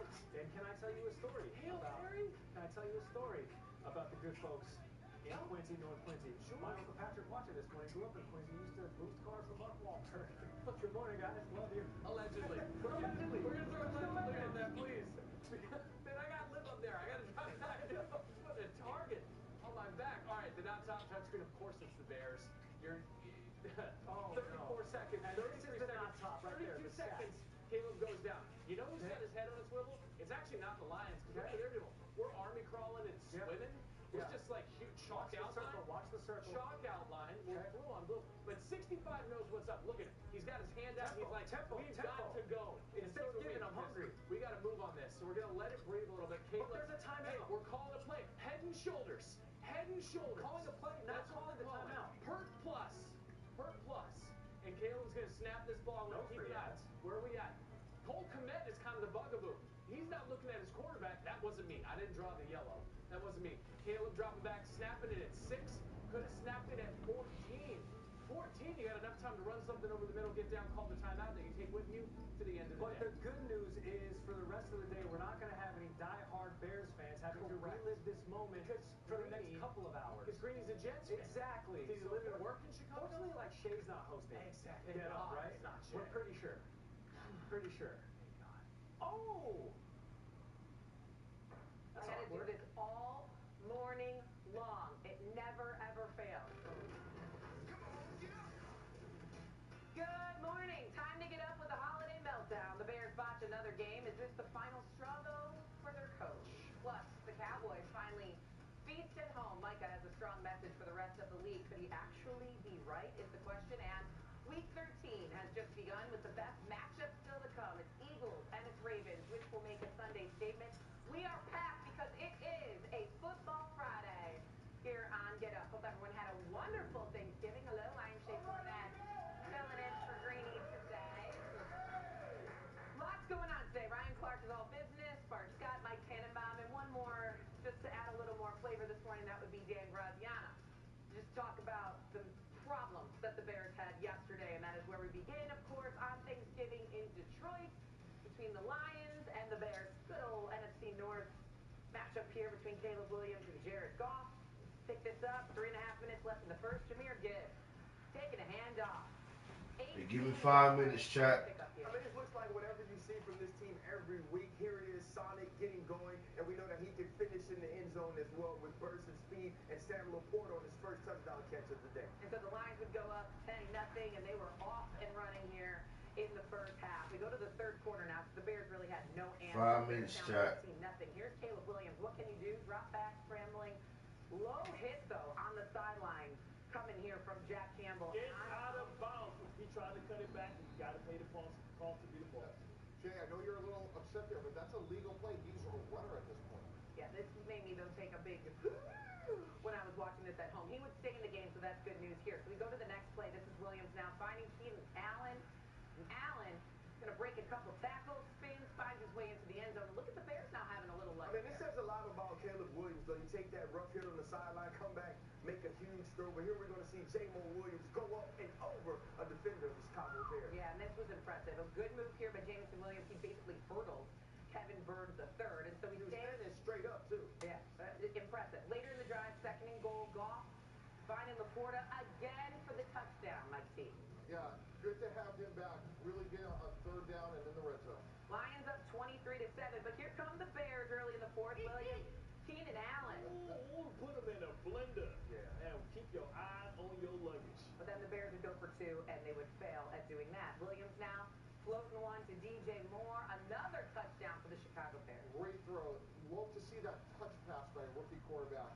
Definitely going in the right direction. Bears down 3. Here's where things get dicey. 56 seconds left. Williams avoids the pressure, throws it downfield, but this pass incomplete. Flag on the play. For touching. Touching. Defensive pass interference. Can't believe it. My dad almost spit up his jack. A few plays later, 36 seconds left. Bears do have a timeout, but look at the clock. It is winding down. What is going on here? You have to understand situational football. Either you get to the line of scrimmage, you can't spike it. You either run the draw, try and get some yards and kick the field goal, or call timeout and get a game plan. You only need 11 seconds to run your emergency field goal team. What are you doing? You're killing me, Petey. What are you doing? The clock is still going. People aren't set. No one knows what's happening. Williams takes the snap. 6 seconds left, looking for Roma Dunze. This goes absolutely nowhere. No one can believe what happens at the end of this game. Jay, somebody should have been on the headset screaming, timeout, timeout, timeout. It could have been a defensive coach at that point. Someone should have been saying that. Here's the reaction. In that situation, I'm living with the call. And I'll let the coaches and everybody make that decision. No, it was tough. Feel like we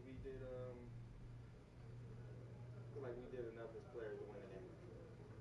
Yeah, I like what we did there. Again, once it's under 7, you're gonna call timeout there, or actually under 12, and then really you don't have an option. Because it's 3rd and 4th, you got to throw it into the end zone then. So to me, it's I think we handled it the right way. I do believe that we just re-racked the play, get it in bounds, and call timeout. That's why we held it. Didn't work out the way we wanted it to.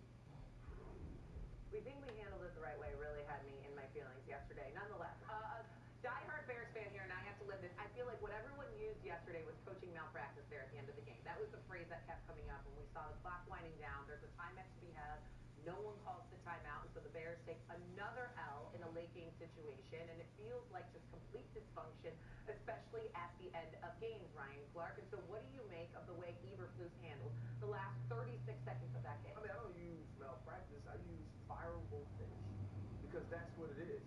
To me, he has absolutely sealed the deal if you're making decisions if you're the Chicago Bears on whether or not he should continue being the head coach of this team going forward. When you look at the end of that game, I want to think about something that Keenan Allen said. We did enough as players. That's one of your star players, a veteran in this league, a guy who's been a Pro Bowler multiple times, saying, as players, we executed or did what we were told to do. And now you get into that moment and you hear Matt Eberflus say, at first, under 7 seconds. And then he goes, after 12 seconds. Well, Matt, it got under 12 seconds. So even by your own admission and the bullcrap that you are spewing post-game, you are wrong, because because it got down to 9 seconds before you snapped the football. There's no urgency on this team. There's no preparation on this team. No way that they understand what's happening in the moment. You should have drilled this over and over and over again on Fridays in the 2-minute drill. You should have drilled this over and over and over again in the mock game on Saturday. They weren't prepared for this moment, and you could tell it was an organizational failure from Matt Eberflus on down. And to me, if you have an opportunity to take stock in this week, you move forward, even if you don't have someone that's been a head coach on this team. Absolutely. When there's 32 seconds to go, you call a timeout, and then you reassess your options, which is, hey, can we get the ball out of bounds? Can we convert and then clock it? Can we get some yardage and then kick a long field goal? You know, how far is Santos's range? Like, you just want to catch your breath and reassess what your options are, which admittedly aren't great. But the other thing that really bothers me is, look, as GM, I made some great decisions, ones I'd love to have back. I always felt like I was accountable. You always want to hear players say they're accountable. It is shocking, stunning for Matt Eberflus to get up there afterwards and say, we handled it correct. There's nothing correct about it. And shame on the rest of the Chicago coaching staff. Earlier in my career, I used to be up in the coaching booth. The other side of the ball, a defense coach would be screaming, timeout, timeout, timeout. Like, their season could be on the line. Someone should be intervening and say, like, we have to do something about this. We actually have a chance when there's 32 seconds on the clock. When he doubles down, that's mind-boggling to me because you have so many Is it though, based on the way he's handled post-game pressures all year? It is mind-boggling to me. It almost seems like, he's a guy that just can't admit that he's wrong, right? And to me, as a player, that falls on deaf ears after a certain point in time. He had an opportunity, to call a timeout with 32 seconds. And listen, as a defender, we know we're going to give you anything short. We don't want to give up a big play. So, yeah, you're probably not going to pick up the 26 yards, but you definitely can get in field goal range. And we all know we practice emergency field goal every single Friday, emergency field goal. It takes you about 12 seconds. They could have got the play off, got the 5 or 6 yards that they needed, make it a 45-yard, 57-yard field goal, whatever Santos is, and be able to have an opportunity to push the game into overtime. And the fact that he didn't do any of those things, and they looked like they were disoriented, it looked like he was changing the play, you don't have time for that. You can't clock it because it's 3rd and 26. Okay, there's a great expression that applies here. If you don't like the results, look at your process. They should have learned from that Washington game when Tyreek Stevenson wasn't ready to go and you have a timeout. Somebody upstairs should have been like, hey, coach, use a timeout. Yesterday, 32 seconds, Bart just laid out perfectly. Use a timeout and reassess your options. That is a failure of leadership, of management. That is the essence of what a head coach is. It failed in Washington, and they didn't fix it. What are you saving the timeout for, Braz, if you're not actually going to use it? You don't get bonus points for having one left over at the end of the game. You don't get to bring it with you into next week's game. That timeout is gone forever and was no use to anyone. Look, I think what RC said is really important here. I did a story on ESPN.com, ran last week, talking about like what it's like during the 2-minute drill, talking to play callers and players about what that's like. And the word preparation came up so much in those interviews. The idea of like, yes, it's a chaotic time of the game, but if you have prepared the right way, you can limit the extent to which it's chaotic. You can take a lot of the craziness out of it. And the Bears look like a team that didn't know what to do in that moment. Once the sack is taken, and you're not in field goal range anymore, you got to call the timeout and live with it. Time is more important than timeouts. And at that point, they would have had a chance to run a couple of plays. Maybe not the plays that they wanted to, but when things go wrong, you have to be willing to change your plan. Matt Eberflus, since the Hail Mary play, they were about to go 5-2, and that Hail Mary play happens, and now they've lost heartbreaker after heartbreaker. This is a coach that has been on the hot seat all year. And it's the kind of decision, it's the kind of thing that sort of adds fuel to the fire when we talk about, is this a spot where we're going to be looking for potential change at head coach at the end of the season? And I think we have to certainly count it as one of those. So one of my most heartbreaking moments in sports is when Antonio Tarver knocked out Roy Jones, right? And it was the second time they fought, and before the fight he said, what's the excuse now, Roy? What's the excuse now, Matt? Right, because if you remember, because we're speaking about accountability, everything was on Tyreek Stevenson in the last game against the Washington Commanders when all of this happened. It wasn't that he didn't make sure he guarded the sideline to keep Zach Ertz from catching a 13-yard pass, or that he made sure that people were boxed out. It wasn't that me as the coach, I have to do better. So what, you going to fire Caleb this time? You going to put Caleb on the bench? are you going to now fire Thomas Brown? Yeah. Because you refuse to take any sort of accountability. You always have a reason. You always have an excuse. Instead of just saying, you know what, today we weren't good enough. Bart mentioned what goes on in the locker room. Well, when you throw Tyreek Stevenson under the bus the first time, not only seeing the part we all saw, right? Tyreek was not available. He was not ready to play. He was in the crowd. He was not paying attention. Yes, that's one thing. But then to double down on Monday and say he was supposed to be boxing out Noah Brown, that's something we talk about in the meeting room. That's something you take the red pointer out and you tell the entire team, okay, Tyreek, you know you have to be here. That's why you're on the bench this week. But instead of doing that, he said, okay, this is going to be on the players. And that's why you have a guy like Keenan Allen who 100% understands that when he says, we did enough as players, that points to the coaching staff not caring about that. He's been on good football teams. He's been around good leadership. And he knows that right now the Chicago Bears don't have that. Guys, this is not the only instance, and obviously we've brought up now a few times the Washington game, obviously in that Hail Mary, but you have to remember they also had a blocked field goal at the end of the game against Green Bay. You only put up 9 points against the Cardinals, 3 points against the Pats, then you fire your offensive coordinator. This has been week after week. At the end of the game, you put yourself in the chance to win the game. I know a lot less football, I'll admit it, than everyone at this desk, Graziano obviously included in this too, and I'm screaming as time is ticking down. Call the timeout. Everyone can see there's dysfunction going on. I don't want to let Thomas Brown off the hook either because he has the ear of a quarterback as well. So, he should have told him to call timeout. Yeah, Bart, I think he's the least culpable. Here's why. Like, the very definition of the head coach is to manage your staff. Go back to the Washington game. You got a bad result. Make sure that never happens again. I used to be up in the box. Like, you used to have coaches that were extra set of eyes so those things didn't happen. Somebody besides Thomas Brown's looking for the next play on the call sheet. Somebody has to be screaming, timeout, timeout, timeout. Because like you said, it's not going to be ideal, but you're going to have a chance to get your field goal unit on if you complete the ball inside the field of play. Middle of the field is going to be wide open in those situations. 32 seconds is a long time, guys. That's where the failure is. Caleb Williams is a rookie quarterback. He's trying to find his way. Like, and that's why you have to fire Matt, because it's all about the development. Now, they failed to develop Justin Fields. You can't allow them to ruin 2 quarterbacks. Agreed. And you see that this roster, we talked about how good this roster was.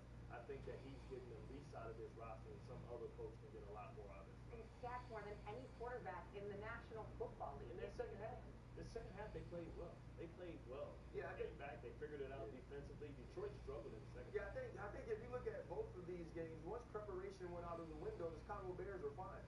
Right?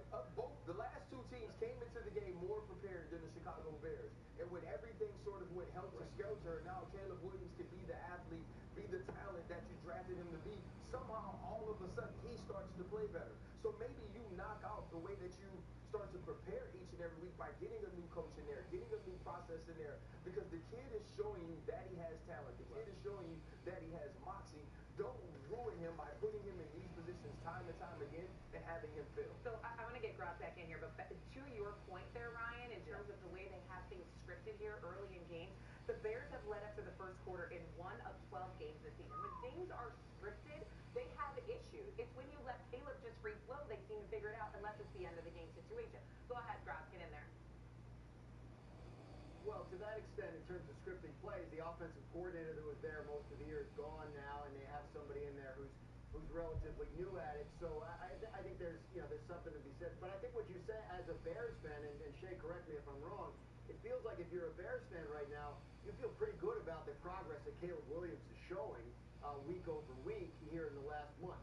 You don't feel as good about the organization around him and their ability to get the best out of him long term.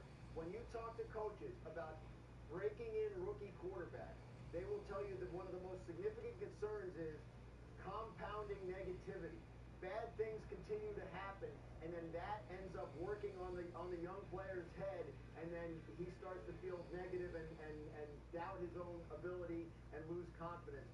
You don't want that to happen. I don't know that that's happening with Caleb Williams, but the way in which the Bears are losing these games can certainly lead to that. And that, if you're the Bears and you're worried about Caleb Williams' long-term progression, that's something you have to think seriously about. Okay, so we've all kind of pointed to the obvious, which feels like Eberflus is probably going to go after the season unless they pull off some miracle here for the last couple games of the season. I will say this. The Bears have never fired a coach in season. The last time they had a coach leave midway through the season was Hallis, and he went to World War II. Like, it's just, that's not something they do. And so now do you feel like they have to make a change at the head coach? I mean, what do you do if you're the Chicago Bears in terms of mismanaging game after game? Well, I think it's an opportunity. If you want to see Thomas Brown as the head coach, you give him a month to sit in the seat. I remember when we were with Miami, we were very intrigued by Dan Campbell. Dan Campbell was our head coach for 12 games, became a finalist for the job, went to New Orleans, and obviously the rest is history. So if we were at the Bears, guys, and we see the progress that Caleb Williams in a short couple of weeks has made with Thomas Brown, it would be a good way to see if he could maybe take the whole job and you have a whole month to see him in that seat. I can see Thomas Brown maybe auditioning to be the offensive coordinator so you can get that continuity for next year. But they need a leader. They need somebody that's prepared. When you have a quarterback that's young, but you have a team around him that is so talented. We talked about this is the best situation that any rookie has ever walked into. When you think about the targets, the people that he have around the defense. I think you look for a guy like Mike Vrabel, a guy that can come in and establish an identity, and also that won't be out-coached, especially in situational football. Brad, what do you think? Dan Campbell is part of the problem that Matt Eberflus faces. If you're the Chicago Bears, you're looking at the rest of the coaches in your division. You see Dan Campbell, who has established a culture in a short period of time where there was none, and is maybe the most prepared coach in the entire league. You have Kevin O'Connell, who has revitalized Sam Darnold's career and has shown himself to be able to get the most out of substandard rosters. You have Matt LaFleur, who's one of the great play callers in the game right now. Like, you're thinking about a star coach because the other three teams in your division have them. And right now, your guy, for whatever you think of him, Matt Eberflus, I know they like him, but he's not getting it done on that level. And I think that ends up costing him when the Chicago Bears look around their division and think about what they want and need in a head coach. Listen, football ain't about friendship, right? I don't care how much I like you. It's about the way we do business, and doing a business the way business is supposed to be done, as Coach Belichick would say, and that's about winning. Matt Eberflus is not winning. And so if you're Ryan Poles, the general manager, what I want to show is accountability is something that we respect inside of our building. You know, we've gotten rid of 2 offensive coordinators in the last 2 years, so we passed that buck. We've seen Matt Eberflus pass the buck in post-game press conferences. Now let's hold him accountable, move forward, saying that that sort of behavior will not be allowed. And, okay, so Matt Eberflus has won 2 games in the NFC North against teams, I don't know, like the Packers. Packers facing the Dolphins on a very chilly Thanksgiving night at Lambeau. Temperature at kickoff, 27 degrees. We all know it feels much colder than that at Lambeau. Malik Washington here muffs the catch. Loose ball recovered by Green Bay's Robert Rochelle. Costly mistake early on here by the Dolphins' part. Well, listen, this is something that you can't have. You can't put a good team at home on a short field because this is the result, and now you're playing from behind. Jordan Love here connecting with Jaden Reed, and this was something that was going on all night long. Green Bay takes a 7-0 lead. Now 2 minutes remaining in the second quarter. Love looking, finding Christian Watson. You know, Shay, I said this earlier, he just looks healthier and quicker. Again, he got hurt, seems like a long time ago in Brazil, but if Jordan Love is healthy, this team has a chance to go all the way. And here we see again Reed, second touchdown of the day for Green Bay, Ryan Clark. Jaden Reed is a big-time player. You know, they have players all over in those skill positions, but also defensively, they've been tightening up the screws with defense coordinator Jeff Hadley. Here's Johnny Smith on the catch over the middle. And so the Miami Dolphins trying to make up for some lost time here in the second half. You saw Johnny Smith, and now here's Devon Achane weaving his way all the way to the end zone. Dolphins would go for 2. They would successfully convert, but they trailed 27-11. Tagovailoa now looking for Tyreek Hill. Who else can speed up this clock and make things go fast, Bart? I tell you what, when Tua throws the ball on time, there's nobody better than him. This is probably exactly not what you want. Quay Walker. Yeah. Oh, yeah, down goes Tua Tagovailoa. Massive stop for Green Bay there on 4th and goal at the 1-yard line. So the Packers would go on to win 30-17, and that Dolphins in cold weather narrative remains. Coming up on Get Up, return of the Mac. And Mike McCarthy actually be back as Cowboys head coach this season. We are not. We've all probably had enough of that yesterday. Plus, Week 13 has just begun with the best matchup still to come. Eagles, Ravens, which will make a statement on Sunday. We're packed on this Football Friday on Get Up. We'll be right back.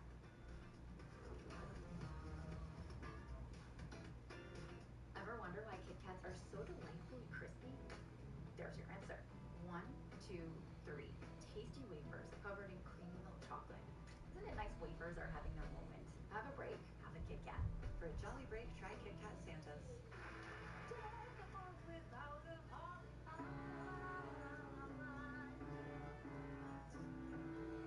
Is your cat too cool for the holidays?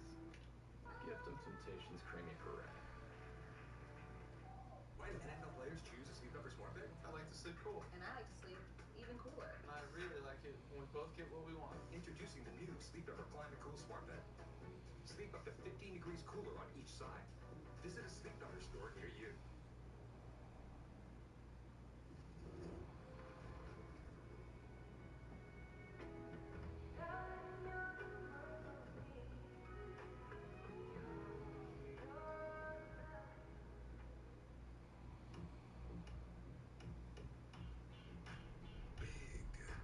Small. Essential. Big. Small. Essential. Big. Small. Essential. Grande. Essential. No matter what business you're in, Verizon Business has the network and solutions you need to power it.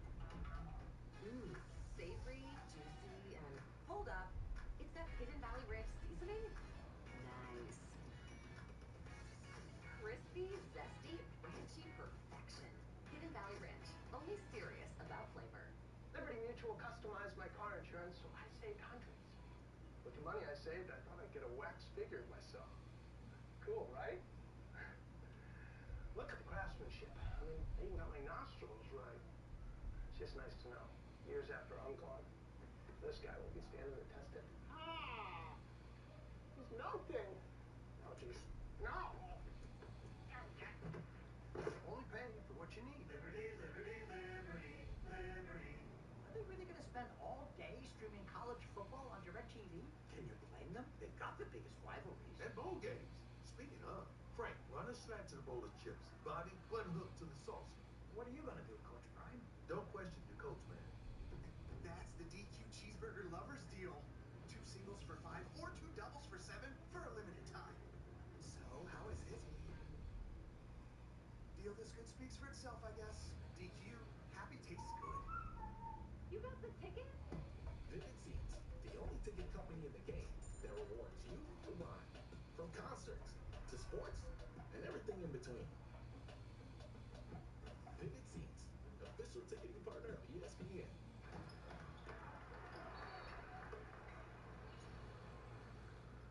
Taste is not an option. Taste is everything. 1800, the world's most awarded tequila. Introducing KFC's original recipe tenders.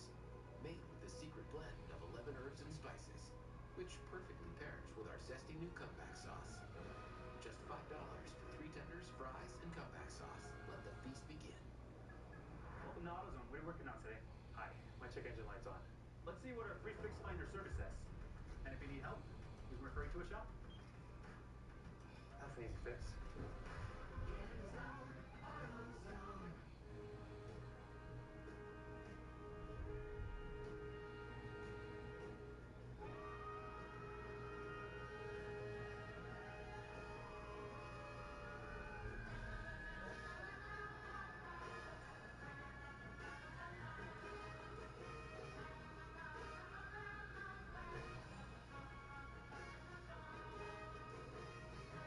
The new college football playoff begins December 20th and 21st.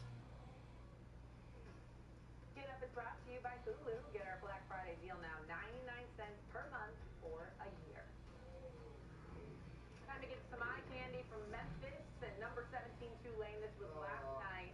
Memphis quarterback Seth Hennigan finds Greg DeWoskick Jr. over the middle, but watch what he does. Look at these moves. Breaking ankle. 13 almost got it twice. He'll get you one time. And then he finally 13 back in this picture. I got it this time. DeWoskick putting the woe in his name there. Making all the moves. Let me not act like this. We did have a great year at Tulane, though, just for the record. Thank you for that, Mike T. Okay? I see you went to Tulane? Yes, sir. Oh, I know you getting 504. Coming up, back to the Bad News Bears. Enough about your bad team. How about let's go to mine, okay? What's next for their coach and what's best for their quarterback going forward? We dive into the mess that is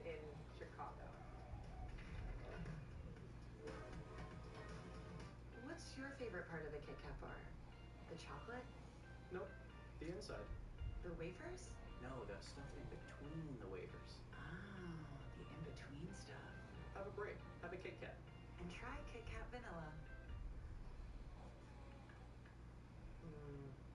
Kind of needs to be more squiggly. Perfect. So now, you have a driver's license?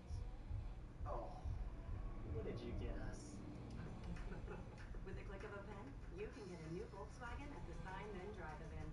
Lease a 2024 Tiguan for 0 down, 0 deposit, 0 first month payment, and 0 due at signing. Limited inventory available. Cricket has reliable nationwide 5G, so you can catch every second of the game, even down here. All right, high five. I mean, low five. Woo! Welcome to nationwide 5G. Welcome to Cricket Nation.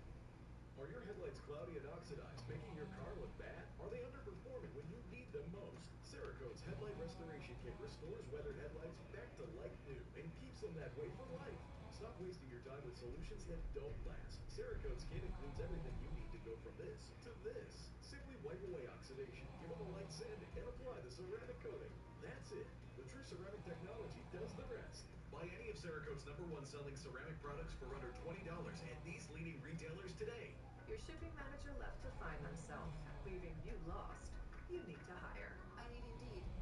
Indeed you do. Sponsored jobs on Indeed are 2.5 times faster to first hire. Visit Indeed.com/hire. This is bigger than anything we faced before. The biggest movie event arrives in theaters, and you can experience it in IMAX. Disney's Moana 2, rated PG. Experience it in IMAX. Now playing. Oh, wanna play Genie? Wishes? Make me tall. Easy. I wish aliens were real. Be nice. That's an alien. Staying with Dustin's morning. You started without me. You think about how big it's go. Revenge. Goal. You and I should get in there. Huh? Is that funny? You have to have a dream, a goal. You have to be willing to work for it. We are not going to stop chasing the dream if we can't. Look up not giving up in the dictionary. A picture of my wife would be there. We're one of the strong ones, okay? Just remember that.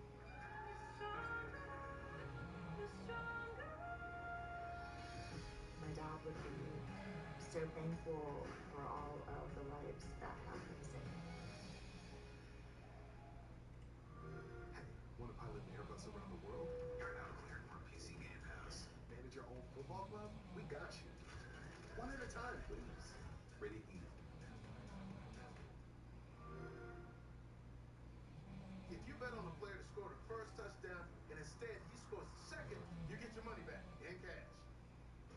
New Aveeno Daily Moisturizing Cream instantly strengthens skin's moisture barrier.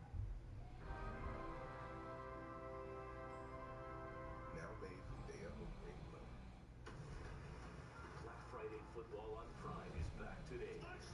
The Raiders, the Chiefs. I'm here all day. Black Friday football. Kickoff today at 3 p.m. Eastern. Pregame at 1:30 p.m. Only on Prime. It's JCPenney's best Black Friday ever. Wake up early for giveaways all day.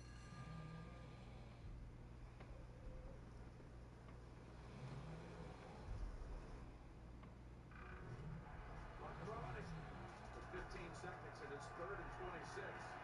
They have one timeout left. No disaster in the making here. You're gonna have to do something when it comes down to this play. Incomplete, and the game is over. What in the world? What was that, Matty? This is multiple games in a row. It's coaching malpractice. Realize we got time out, and it's like, I don't know why we didn't call a timeout, but I like what we did. Didn't work out the way we wanted to. Coaching malpractice, that is what we heard time and time again. At the end of the game, when time is running out, really no explanation for it if you're Matt Eberflus not to call a timeout when you got one in your back pocket. they don't roll over. They ain't like Singler. I don't know what that means. Roll over minutes. Oh, that's so old. I was totally going. I just waited till 7 o'clock to use mine, man. 7 to 7, they were free. Hey, 32 seconds left. You have a real chance to tie the game up. Call a timeout, assess your option. Bart, you mentioned it earlier. You can get off a field goal in 11 seconds. You have your, not entire playbook, but you have a lot of options. You have a rookie quarterback. It's not on him. You have a play caller who's recently in the scene. Somebody, starting with your head coach, to be screaming, timeout, timeout, timeout. Yeah, I'm not necessarily a genius when it comes to football, but if my quarterback was sacked as many times as Caleb Williams was sacked, if my quarterback took a sack like he did in overtime against the Minnesota Vikings, the one thing I would work on is, what if we got sacked in this moment? And so if you're Matt Eberflus, every one of your teams should be prepared for this. And even if you panic, right? Even if you panic, you know what happens when you panic? Call a timeout, right? You call a timeout, let everyone reassess, let everyone have a conversation about what the next step is going to be. They were totally unprepared for this moment, and you could see it from the time that Caleb Williams was sacked until the end of the game. You're laughing, Grass. Please, go ahead. Make it humorous for us all. The reason I'm laughing is, no. All of this is true. Everything everyone's saying is true, and the Bears deserve all this criticism. But every time I watch this last play, I'm thinking to myself, if Adunze keeps running to the corner, is this a game-winning touchdown? Like, seriously, like, Caleb Williams almost won this game. Watch this. This is the sack. That's not what I'm talking about. But, like, anyway, it would have gotten Eberflus off the hook if that ball is completed to Adunze. But, I don't know. Yeah, look, we've gone over it. It's preparation. You've got to be ready for this situation. RC is correct. If you're not anticipating the possibility of a sack, you haven't been watching the Bears this year. And certainly, Matt Eberflus has. But guys, tell me if I'm wrong. Am I crazy? Like, is it the triplet man talking? Or does Adunze just slow up just a second here? And if he didn't, is this a touchdown? Like, well, the other piece, right? Going inside He's looking for a call. He's looking for a call. The other piece is this. Caleb Williams realized what happened, right? Had he thrown the ball short or thrown the ball in the middle of the field, I would have said he's totally confused. But by letting the clock run down, he took a shot for the end zone because he knew he was the one person on the field, on the sidelines, that understood now we can only make one play. But and that's what's so egregious about it. If you call the timeout 32 seconds, that's forever.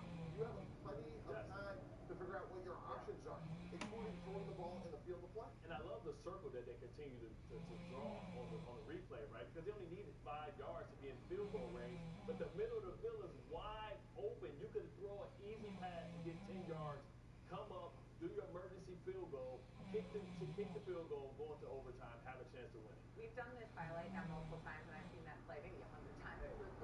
Every time that clock gets blown up and we have to feel those 36 seconds, it feels legitimately like an eternity. You could have run 3 plays, let alone one, where everyone was confused. There was more football that went on yesterday outside of what happened in this mess with the Bears, of course, and that was because the Cowboys were in action, and then later in the day, we obviously saw the Packers in action. Let's go to this Cowboys game. No Dak Prescott as he's dealing with an injury here. Here's Locke.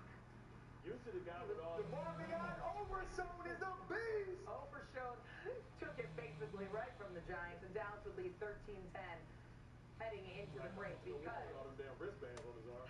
Yeah, why does he have so? Because he's good at football. Usually that's the worst player on the team. Michael Irvin, Emmitt Smith loving it, of course. Now to the third quarter, same score. Locke feeling the pressure here. Tries to scramble for a first down. No, Locke sack. Loses the ball too, and so the Giants would try and get it, but it's recovered by the Cowboys. Locke with yet another turnover, and so here's Cooper Rush looking for Brandon Cooks. He would find him in the end zone for a touchdown, and Dallas would lead by 10 points. Cooper Rush is one of the better backups. So you can say whatever you want. All he does is win. All he does is win, Cooper Rush, really? I mean, at least I don't really know that that's true. I don't either. I'll let you have that one. CeeDee Lamb on this play after an incomplete pass. Still down on the field. He's clearly shaken up. Bad news here. Lamb would leave the game, and he would not return. And so it's Rico Dowdle time, and the Dallas Cowboys then basically ran away with it. They finished the game 27-20 for their first home win. And after the game, Micah Parsons says they're coming. To be honest, it's really been why not us. Everybody counted us out. And it was just like, enough's enough. We know what we got. We know what we can do here. And I believe in every one of these guys. And we're going to turn around and make a run. My only thing I could say is, let's not talk about it. Let's see about it. But I guess Cowboys think they're maybe going to go on a run. Winning one game at home is maybe a good head start. So I'm going to say this, though. When you say don't talk about it, be about it, I have to give respect to Michael Parsons because he's been about it. He totally wrecked the game against the Washington Commanders. He was in the backfield constantly against the New York Giants. And the one thing that you can say about this Dallas Cowboys team is that they are competing. And yes, we can say that this is the first game that they won at home, but they went on the road and played the Washington Commanders, who has one of the best young quarterbacks in the game, a coach in Dan Quinn, who's leading a team and changing an organization, and they found a way to win.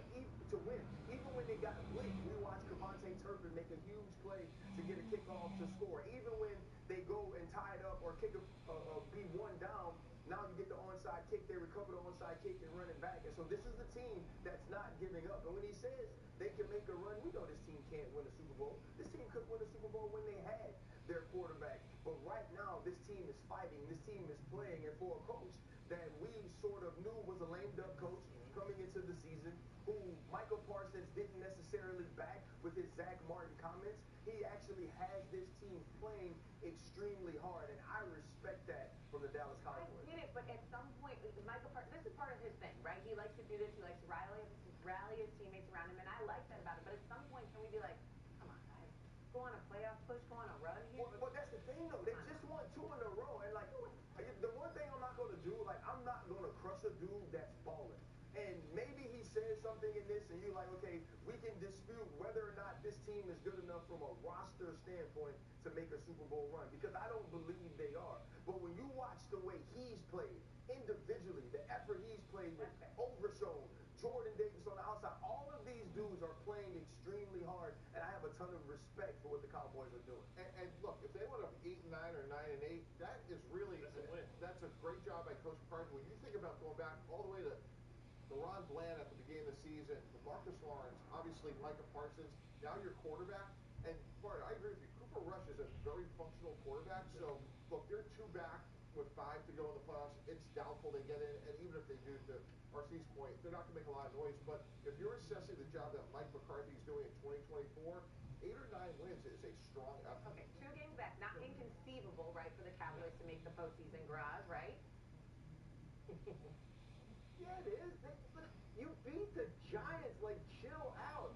Like, if you're thinking about, like, the Cowboys as a sick patient going to the doctor, Doc, my season's in trouble. I need something. The doctor would say, I've got what you need.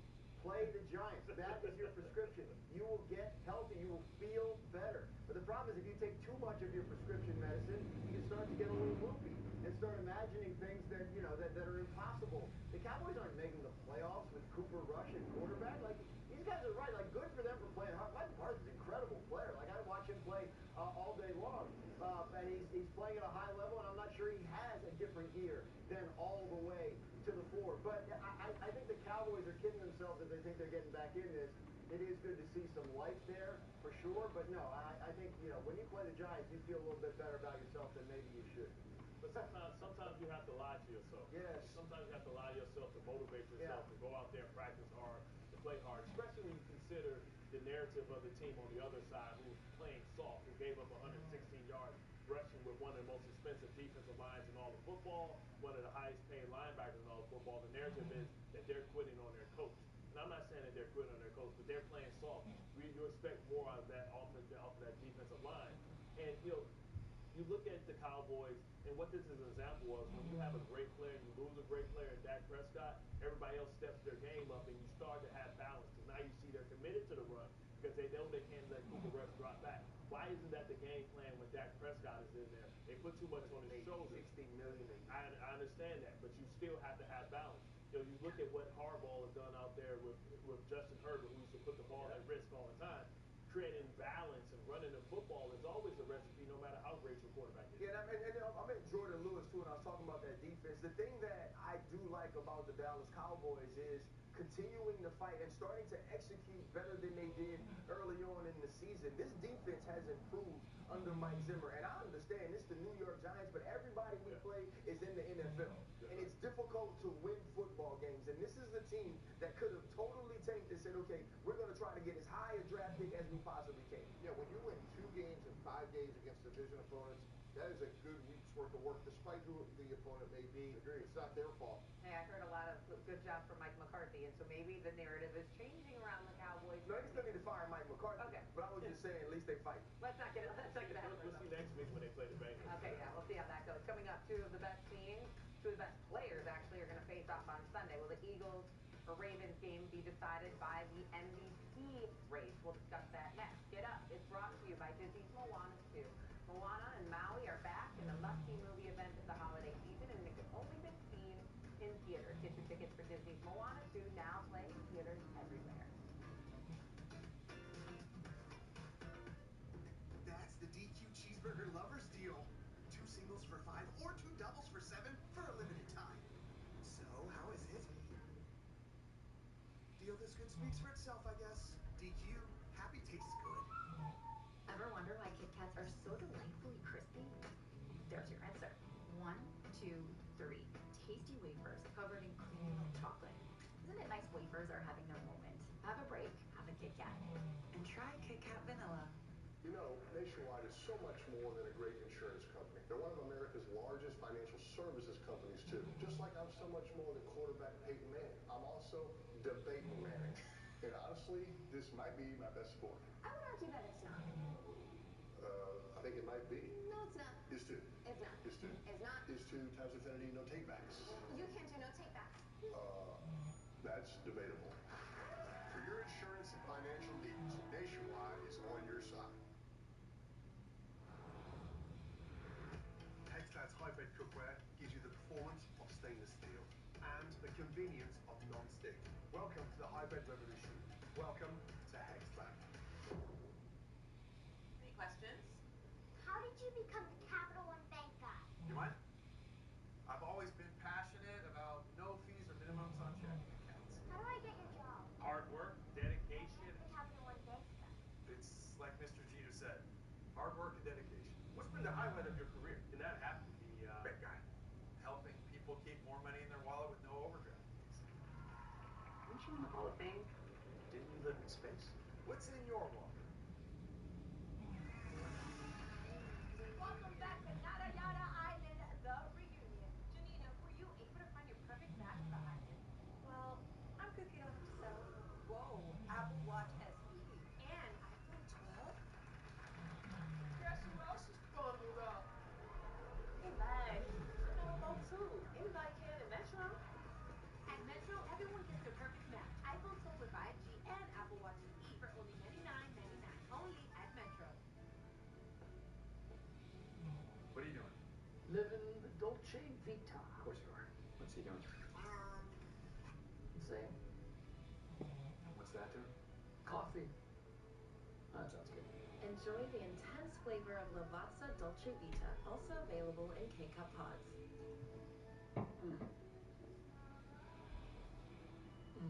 Watch your back. Sadie. Oh, Dad, I'm happy you're back. You were undercover for years. People come back damaged from that. How much longer is the unit planning on watching you 24/7? Is it possible that you have something to hide? I was in a relationship. It's complicated. I know how hard this is. Heart versus job. Soul versus duty. You signed up for this. We all did.